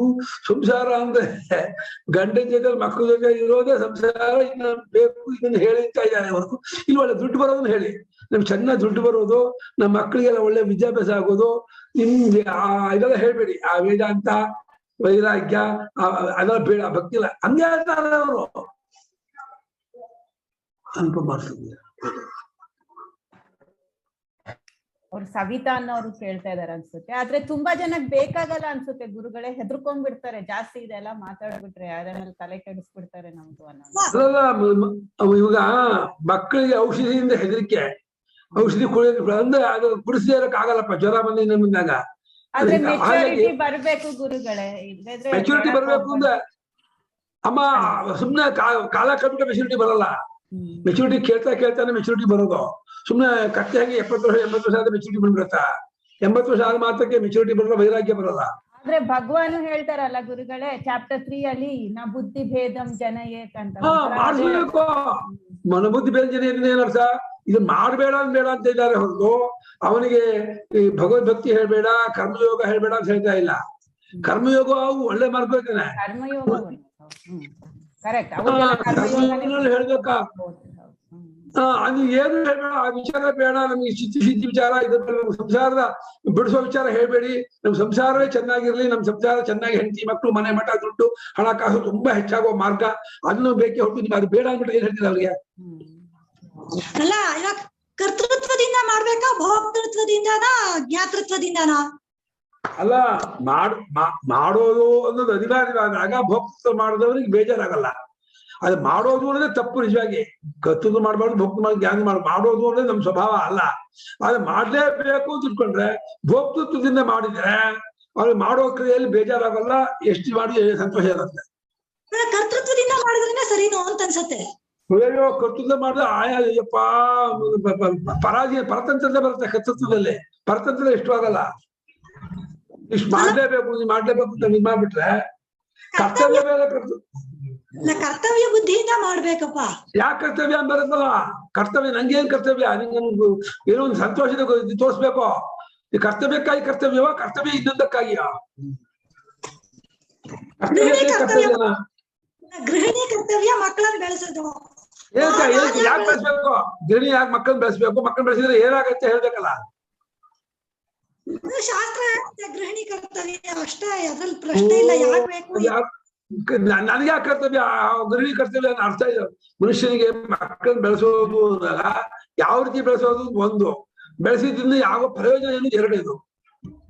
ಬರೀ ಈಗಿನ ಕಾಲಕ್ಕೆ ವಿದ್ಯಾಭ್ಯಾಸ ಮಾಡಿಸಿ ಒಳ್ಳೆ ಓದಿಸಿ ಒಳ್ಳೆ ಕೆಲಸ ಕೊಡಿಸಿದ್ರೆ ನನ್ನ ಕರ್ತವ್ಯ ಮುಗೀತು ಅನ್ಕೋತಿರೋ, ಅಥವಾ ಅಧ್ಯಾತ್ಮ ಮಾರ್ಗದಲ್ಲಿ ಬೆಳೆಸಿ ಅವಳನ್ನ ನಿಜವಾದ ಸತ್ಯವನ್ನು ತಿಳಿಸ್ಕೊಡೋದ್ರ ಮೂಲಕ ಕೃತಾರ್ಥ ಮಾಡ್ಬೇಕು ಅಂತ ಬೆಳೆಸ್ತಿರೋ? ಹೇಗೆ ಬೆಳೆಸ್ತೀರಾ? ಯಾವುದೋ ಒಂದು ಪ್ರಯೋಜನ ಇರ್ಬೇಕಲ್ಲ. ಯಾವ್ದು ಮನುಷ್ಯ ಯಂತ್ರ ಅಲ್ವಲ್ಲ. ಮನುಷ್ಯನಿಗೆ ಒಂದು ಅರಿವು ಇದೆ, ಒಂದು ಪ್ರೇಮ ಸ್ವಭಾವ ಇದೆ, ಪ್ರೇಮ ಸ್ವಭಾವ ಇದೆ, ಜ್ಞಾನ ಸ್ವಭಾವ ಇದೆ. ಈ ಎರಡು ಸ್ವಭಾವ ಇರ್ಬೇಕಾದ್ರೆ ಮನುಷ್ಯ ಯಂತ್ರದಂತೆ ಮನಸ್ಸಿನ ಕೆಲಸ ಮಾಡಕ್ಕಾಗಲ್ಲಪ್ಪ. ಯಂತ್ರ ಆದ್ರೆ ಸ್ವಿಚ್ ಹಾಕಿ ಕೆಲಸ ಮಾಡುತ್ತೆ, ಸ್ವಿಚ್ ಆಫ್ ಮಾಡಿದ್ರೆ ನಿಂತ್ಬಿಡುತ್ತೆ. ಹಂಗಲ್ಲಪ್ಪ ಮನುಷ್ಯ. ಮನುಷ್ಯನಿಗೆ ಅಪೇಕ್ಷೆ ಮತ್ತೆ ಪ್ರಯೋಜನ ಎಲ್ಲ ಬೇಕೇ ಬೇಕು, ಇದೇ ಇರುತ್ತೆ. ಭೋಕ್ತೃತ್ವದಿಂದ ಮಾಡಿದ್ರೆ ಯಾವುದೇ ಮಾಡಿದ್ರು ಬೇಜಾರಾಗಲ್ಲ. ಅಲ್ಲ, ಮಾಡೋ ಕೆಲಸವನ್ನ ಸಂತೋಷದಿಂದ ಮಾಡೋದಕ್ಕೆ ಭೋಕ್ತೃತ್ವ ಅಂತ. ಅಷ್ಟೇ. ಆಟ ಆಡೋ ಹಾಗೆ ಸಂತೋಷವಾಗಿ ಮಾಡಿ. ಆಟ ಆಡೋ ಮಕ್ಳಿಗೆ ಬೇಜಾರು, ಆಟ ಆಡೋದು ಹೇಗೆ ಖುಷಿಯೋ, ಪೂಜೆ ಮಾಡೋದು ಹಂಗ ಆಟ ಆಡೋದು ಪೂಜೆ ಮಾಡ್ಬೇಕಪ್ಪ. ಆಟ ಆಡುವಾಗ ಎಷ್ಟು ಖುಷಿ ಆಗತ್ತೋ ಆ ರೀತಿ ಪೂಜೆ ಮಾಡ್ಬೇಕು. ಪೂಜೆ ಮಾಡೋದ್ರಿಂದ ಇನ್ನೇನೋ ಪ್ರಯೋಜನ ಅಲ್ಲ, ಪೂಜೆ ಮಾಡೋದೇ ಸಂತೋಷ. ಪೂಜೆ ಮಾಡೋದ್ರಿಂದ ಮುಂದೆ ಏನು ಆಗಬೇಕು ಅಂತ ಪೂಜೆ ಮಾಡೋ ಭಗವಂತನ ಜೊತೆ ಅಷ್ಟೊತ್ತಿರೋದೇ ಖುಷಿ. ಸ್ತೋತ್ರ ಹೇಳೋದೇ ಆನಂದ, ಜಪ ಮಾಡೋದೇ ಆನಂದ. ಜಪ ಮಾಡೋದ್ರಿಂದ ಮುಂದೇನೋ ಆತ್ಮಜ್ಞಾನ ಆನಂದ ಅನ್ನೋದು ಇದು ಸತ್ಯದ ಅನ್ವೇಷಣೆ ಹೊರಟಾಗದು. ಆದ್ರೆ ಮಾಡುವ ಸಾಧಕರಲ್ಲಿ ಮಾಡೋ ಕ್ರಿಯೆಲೆಲ್ಲ ಆನಂದ ಕಂಡುಬಿಟ್ಟ ಅವಾಗ ಯಾವ ಸಾಧನೆ ಅವನಿಗೆ ಭಾರ ಆಗಲ್ಲ. ಎಲ್ಲಾ ಸಾಧನೆ ಆಮೇಲೆ ತಾನೇ ಚಿತ್ತ ಶುದ್ಧಿ ಆಗತ್ತೆ, ತಾನೇ ವಿವೇಕ ಬರುತ್ತೆ. ಸಾಧನೆಯಲ್ಲೇ ಆನಂದ ಕಂಡುಬಿಟ್ಟ ಅಂದ್ರೆ, ಸಾಧನೆಯಲ್ಲಿ ಯಾರಿಗೆ ಆನಂದ ಇದೆಯೋ ಅವನು ಚಿತ್ತ ಶುದ್ಧಿ ಆಗೋದಕ್ಕೂ ತತ್ವಜ್ಞಾನ ಆಗೋದಕ್ಕೂ ಹೆಚ್ಚಿಗೆ ಹೊತ್ತಿಲ್ಲಪ್ಪ. ಸಾಧನಾನಂದ ಕಳ್ಕೋಬೇಕು ನಾವು ಮಾಡೋದ್ರಲ್ಲಿ. ಅಯ್ಯೋ ವಿಶ್ವಾಸ ಮಾಡ್ಬೇಕಾ, ಇವಾಗ ಇವ್ ಪೂಜೆ ಮಾಡ್ಬೇಕಾ, ಇವಾಗ ಉಪವಾಸ ಇರ್ಬೇಕಾ ಅಂತ ಹಚ್ಕೊಂಡ್ ಮಾಡಿದ್ರೆ ಅದು ಕರ್ತೃತ್ವ ಇದೆಯಲ್ಲ, ಕರ್ತೃತ್ವ ಭಾರಿ ಜಡ. ಅದು ಜಡವಾದ ಕರ್ತೃತ್ವ ಮನುಷ್ಯನಿಗೆ ಯಾವುದು ಕೊಡಲ್ಲ, ಕಷ್ಟ ಅದು. ನಿಮ್ಗೆ ಲೌಕಿಕವಾದ ಯಾವುದೋ ಒಂದು ಇದನ್ನ ಮಾಡ್ತಿರ್ಬೇಕಾದ್ರೆ ಇಷ್ಟಪಟ್ಟು ಮಾಡ್ತಿರ್ತೀರಲ್ಲ, ಅಲ್ಲಿ ಹೋಲಿಕೆ ಕೊಡ್ಬೇಕು. ಆ ಕ್ರಿಯೆ ಮಾಡೋ ಹೇಗೆ ಇಷ್ಟಪಟ್ಟು ಮಾಡ್ತೀವೋ ಹಾಗೆ ಪೂಜೆ ಸ್ತೋತ್ರ ಭಜನೆ ಮಾಡುವ ಹಾಗೆ ಮಾಡ್ಬೇಕು.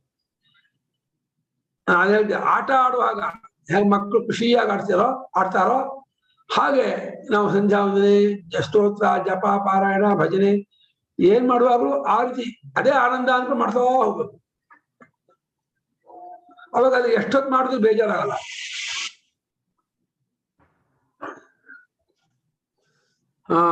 ಸ್ವಾಧ್ಯಾಯವನ್ನು ಯೋಗವನ್ನು ಅನುಸರಿಸು, ನಿಮ್ಗೆ ಅದರಿಂದ ಒಳ್ಳೇದಾಗತ್ತೆ.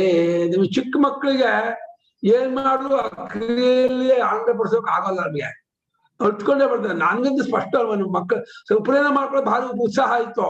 ಉಪನಯನ ಆದ್ಮೇಲೆ ದಿನಾ ಸಂಜೆ ಮಾಡ್ಕೊಂಡು ಅಳ್ತಾ ಇದ್ದೆ, ಅಯ್ಯೋ ದಿನ ಮಾಡಿಸ್ತಾರೆ ಅಂತ. ಹೊಡಿಯೋರು ಮಾಡ್ಲಿಲ್ಲ ಅಂತ. ಹೇಳಿ. ಚಿಕ್ಕವರಿಂದ ಪ್ರೀತಿ ಬೆಳೆಸ್ಕೋಬೇಕು ಅನ್ಸುತ್ತೆ, ಆವಾಗ್ಲೇ ಬರೋದು. ಇಲ್ದೇ ಇದ್ರೆ ಅದು ಡ್ಯೂಟಿನೇ ಆಗುತ್ತೆ ಎಷ್ಟಿದ್ರು. ಅದು ಒಂಥರ ಪ್ರೀತಿ ಬೆಳೆಸ್ಕೋತಾ ಚಿಕ್ಕವರಿಂದನು ಅದಿದ್ರೆ ಅದೊಂಥರ ಸಂತೋಷಕ್ಕೆ ಇದಾಗುತ್ತೇನೋ. ಪ್ರೀತಿ ಬೆಳೆಸೋದ್ರಲ್ಲಿ ಅಮ್ಮ ಎರಡ್ ತರ. ಪ್ರೀತಿ ಬೆಳೆಸೋದು ಕ್ರಿಯೆಯಲ್ಲಿ ಪ್ರೀತಿ ಬೆಳೆಸೋದು ಒಂದ್ಸಲ. ಮಕ್ಳ ಮೇಲೆ ಬರೀ ಪ್ರೀತಿ ಬೆಳೆಸ್ಕೊಂಡ್ಬಿಟ್ಟು ಮಕ್ಳು ಬೇಜಾರಾಗತ್ತೆ ಅಂತ ಹೇಳಿ ಹೇಳದೆ ಹೋದ್ರೆ ಅದು ಅವ್ರಿಗೆ ಆ ಪ್ರೀತಿ ನೀವು ಮಕ್ಳ ಮೇಲೆ ಬಿಡ್ತಿದ್ರೋ, ಮಕ್ಳು ಮಾಡ್ಬೇಕಾದ್ರೆ ಕರ್ತವ್ಯದಲ್ಲಿ ಪ್ರೀತಿ ಇರ್ತಿರೋ. ನಿಮ್ ಮಕ್ಳ ಮೇಲೆ ಪ್ರೀತಿ ಬಿಟ್ಟು ಮಕ್ಳು ಬೇಜಾರಾಗತ್ತೆ ಅಂತ ಹೇಳಿ ಸಂಚಾಲನೆ ಮಾಡ್ಬೇಡ ಪರವಾಗಿಲ್ಲ, ನೀನ್ ಪೂಜೆ ಮಾಡ್ಬೇಡ ಪರವಾಗಿಲ್ಲ, ಮನೆ ಮಾಡಿ ನಿಂಗ್ ಬೇಜಾರಾಗತ್ತಾ ಹಾಗಾದ್ರೆ ಅದ್ ಮಾಡ್ಬೇಡ ಅಂದ್ಬಿಟ್ರೆ ಅದೇನಾಗತ್ತೆ? ಪ್ರಯೋಜನ ಇಲ್ಲ. ಅವನು ಉದ್ಧಾರ ಆಗೋದೇ ಇಲ್ಲ. ಮಕ್ಕಳ ಮೇಲೆ ಪ್ರೀತಿ ಅದನ್ನ ಮಾಡ್ಸೋಕೆ, ಯಾವ್ದನ್ನ ಒಳ್ಳೆ ಕೆಲಸ ಮಾಡ್ಸೋಕೆ. ಒಳ್ಳೆ ಕೆಲಸದಲ್ಲಿ ಪ್ರೀತಿ ಇರ್ಬೇಕು. ಒಳ್ಳೆ ಕೆಲಸದಲ್ಲಿ ಪ್ರೀತಿಯನ್ನ ಇಟ್ಕೊಂಡು ಆ ಒಳ್ಳೆ ಕೆಲಸ ಮಕ್ಕಳನ್ನ ತೊಡಗಿಸೋಕೆ ಮಕ್ಕಳು ಪ್ರೀತಿ ಮಾಡ್ತಾ ಇದ್ರೆ ಅವಾಗ ಆ ಮಕ್ಕಳು ಆ ಒಳ್ಳೆ ಕೆಲಸಕ್ಕೆ ಸೇರ್ಕೊಂಡು ಅವ್ರ ಮಕ್ಕಳಿಗೆ ಕ್ರಮೇಣ ಮಾಡೋದ್ರೆ ಸಂತೋಷ ಆಗತ್ತೆ, ಆನಂದ ಆಗತ್ತೆ. ಅದು ಆಗೋದಕ್ಕೂ ಎಷ್ಟೋ ಟೈಮ್ ಬೇಕು. ಆರಂಭದಲ್ಲಿ ಅವ್ರಿಗೆ ಅನ್ಸೋಲ್ಲ, ಬೇಜಾರಾಗತ್ತೆ. ನೀವು ಹೇಳ್ತಿರಲ್ಲ ಯಾವಾಗ್ಲೂ ಗುರುಗಳೇ, ಹೆಚ್ಚಿನ ಸುಖಕ್ಕಾಗಿ ಕಡಿಮೆ ಸುಖನ ಬಿಡ್ಬೇಕು ಅಂತ. ಹೌದು, ಹಂಗ ಮಾಡ್ತಾನೆ ಇದೀವಿ ನಾವು.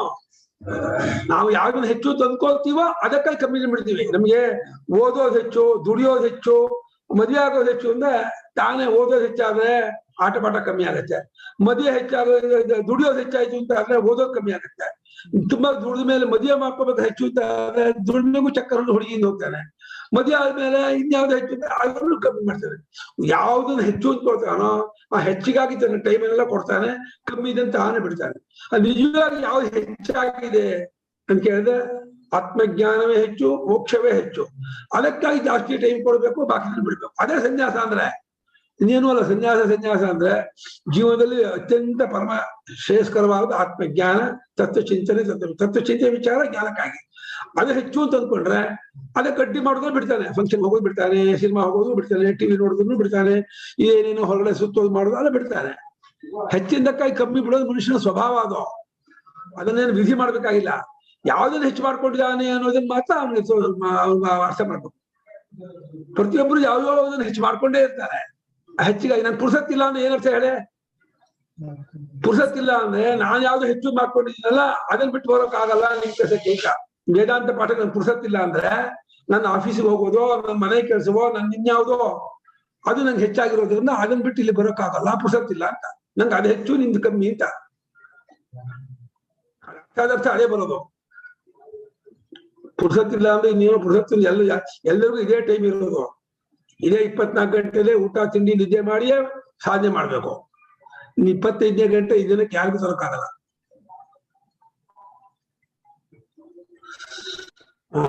ಸ್ವಾಧ್ಯಾಯಾಭ್ಯಸನಂಚೈವ ಯಥಾವಿಧಿ ವಾಂಗ್ಮಯಂ ತಪ ಉಚ್ಯತೆ.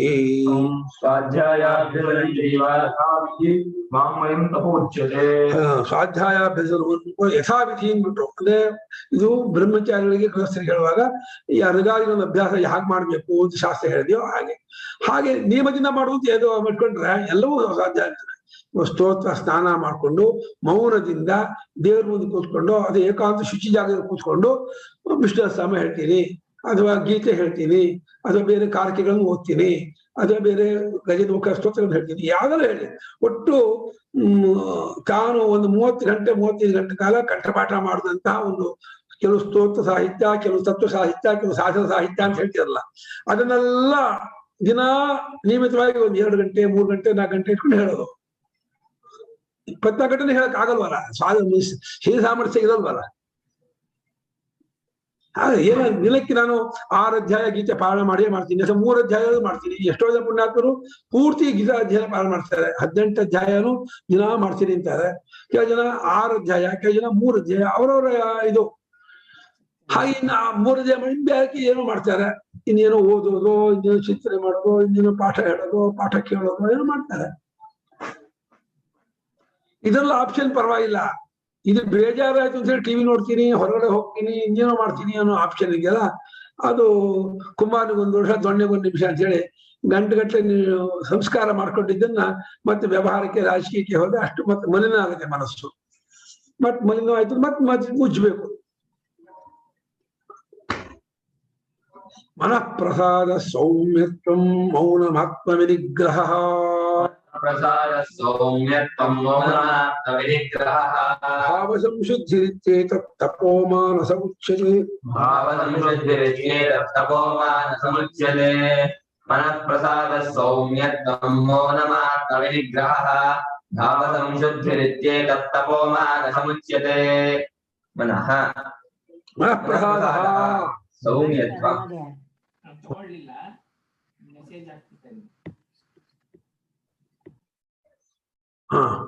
ಮನಃಪ್ರಸಾದಃ ಸೌಮ್ಯತ್ವಂ ಮೌನಮಾತ್ಮ ಮೌನಂ ಆತ್ಮವಿನಿಗ್ರಹಃ ಭಾವಸಂಶುದ್ಧಿಃ ಇತಿ ಏತತ್ ತಪಃ ಮಾನಃ ಮಾನಸಂ ಉಚ್ಯತೆ. ಮಾನಃ ಸಮುಚ್ಯತೆ ಮಾಡ್ತೀಯ. ಮಾನಃ ಮನಃಪ್ರಸಾದ ಅಂದ್ರೆ ಮನಸ್ಸು ತಿಳಿಯಾಗಿಟ್ಕೊಳ್ಳೋದು. ಅಂದ್ರೆ ಕಪಟ ವಂಚನೆ ಮೋಸಾದಿಗಳಿದ್ದೇನೆ ಮನಸ್ಸಲ್ಲಿ ತಿಳಿಯಾಗಿರೋದು. ಕಾಮಾದಿ ದೋಷ ಇರಬಾರದು, ಕಪಟ ವಂಚನೆ ಮೋಸಾದಿಗಳು ಇರಬಾರದು. ಮನಃಪ್ರಸಾದ ಅಂದ್ರೆ ಸ್ವಚ್ಛತೆಯನ್ನು ಮಾಡ್ಕೊಳ್ಳೋದು ಮನಸ್ಸನ್ನ. ಮನಸ್ಸಿಗೆ 5 ಚರಂಡಿ ಇದೆ. ಮಾನಸ ಸರೋವರಕ್ಕೆ ಹೇಗೆ ನದಿಗೆ ಅನೇಕ ಚರಂಡಿಯಿಂದ ಬಂದು ನದಿ ಕೆಡಿಸುತ್ತೋ, ಮಾನಸ ಸರೋವರಕ್ಕೆ ಕಣ್ಣು ಕಿವಿ ಮೂಗು ಜ್ಞಾನೇಂದ್ರಿಯ 5 ಚರಂಡಿ. ಅಲ್ಲಿ ಕೆಟ್ಟ ರೂಪ, ಕೆಟ್ಟ ವಾಸನೆ, ಕೆಟ್ಟ ರುಚಿ, ಕೆಟ್ಟ ಶಬ್ದ, ಕೆಟ್ಟ ಸ್ಪರ್ಶ ಹೋಗಿ ಮನಸ್ಸು ಕುಲಿಗೆಟ್ಟು ಹೋಗುತ್ತೆ. ಅದನ್ನು ಸರಿಯಾಗಿ ಕಾಪಾಡ್ಕೋಬೇಕು. ಆ ಚರಂಡಿ ಇಂದ್ರಿಯಗಳಿಂದ ಕೆಟ್ಟದಾದ ಬರದೇ ಹಾಗೆ ನೋಡ್ಕೊಳ್ಳೋದು, ಮನಸ್ಸಿನಲ್ಲಿ ಸ್ವಚ್ಛತೆಯನ್ನು ಕಾಪಾಡ್ಕೊಳ್ಳೋದು, ಬೆಳೆಸ್ಕೊಳ್ಳೋದು. ಇವಾಗ ಬ್ಯಾಟ್ರಿ ಲೋ, ರನ್ನಿಂಗ್ ಲೋ, ಅದು ಓಡ್ದ. ಈಗ ಗಂಧದ್ವಾರಾಂ ಸಾಣೆ ಕಲ್ಲು ಅಂತ, ಗಂಧದ್ವಾರಾಂ ದುರಾದಶಾಂ ಬಂತು. ಭಗವಂತರಿಗೆ ಗಂಧ ಹಚ್ಬೇಕು ಅಂತ, ಓ ಗಂಧನೇ ತೆಗೆದುಕೊಂಡಿಲ್ಲ ಅಂತ. ಬೇರೆ ಕಡೆ ಅಲ್ಲ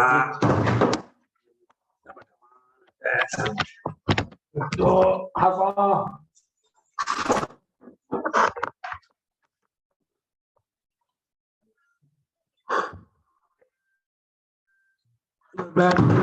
ಅಯ್ಯೋ ಯಾರಾಯ್ತಾನ ಅದಾಯ್ತಲ್ಲ ಇಲ್ಲ ದೂರ ಅನ್ಕೋ. ಅದು ಜಗತ್ತೀಕತನವ.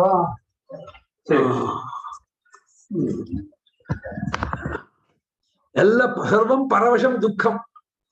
ಇನ್ನೊಂದಕ್ಕೆ ಜೀವನ ಕಷ್ಟವೇ, ಕ್ಲೇಶವೇ. ಅದಕ್ಕೆ ಬರ್ರಮ್ಮ ಅಂದ್ರೆ ನೀವು ಕೇಳಲ್ಲ, ಅಲ್ಲೆಲ್ಲೋ ಮನೆ ಎದುರು ಕೇಳ್ಕೊತೀನಿ ಅಂತೀರ. ಇವಾಗ ಇವನೊಂದು ಪ್ಲಾನ್ ಮಾಡ್ತಾ ಇದ್ದೀವಿ. ಈ ಜುಲೈ 24ರಿಂದ ಚಾತುರ್ಮಾಸ್ಯಕ್ಕೆ ನಮ್ಮ ಅಕ್ಷರಾನಂದ ಸ್ವಾಮಿ ಬರ್ತಾ ಇದ್ದಾರೆ, ನಮ್ಮ ಇವರು ಬರ್ತಿದ್ದಾರೆ, ಜ್ಞಾಪಸಾಂದ್ರ ಬರ್ತಾರೆ, ಮಣ್ಣಾರು ಬರ್ತಾರೆ. ಇನ್ನು ನೀವು ಒಂದು 15-20 ಜನ ಅಲ್ಲೇ ಬಂದು 2 ತಿಂಗಳು ಇದ್ಬಿಡಿ. ಅಲ್ಲೊಂದು ವ್ಯವಸ್ಥೆ ಮಾಡಿಸ್ತೀನಿ. ಅಲ್ಲೇ ಇದ್ಕೊಂಡು ಬೆಳಗ್ಗೆಯಿಂದ ಸಂಜೆವರೆಗೂ ಭಾಷೆ ಪಾಠ, ಕನ್ನಡ ಗ್ರಂಥ, ತತ್ವ ಚಿಂತನೆ, ತತ್ವ ವಿಚಾರ ಮಾಡ್ಕೊಂಡಿರ್ಬೇಕು. ಅಲ್ಲೇ ಇದ್ಬಿಡೋದು ಅಂತ್ಯವಾಸಿ ಅಂತ. ಅಕ್ಷರಾನಂದ ಸ್ವಾಮಿ ಸೇವೆ ಮಾಡ್ಕೊಂಡು ಇದ್ಬಿಡಿ. ಮತ್ತೂರ್ ಬರ್ತೀವಿ ಗುರುಗಳ, ಇಲ್ಲಿ ಟೈಮ್ ಆಯ್ತು. ನಾಳೆ ಅಧ್ಯಾತ್ಮ ವಿದ್ಯೆ ಆಮೇಲೆ ನಾಳೆ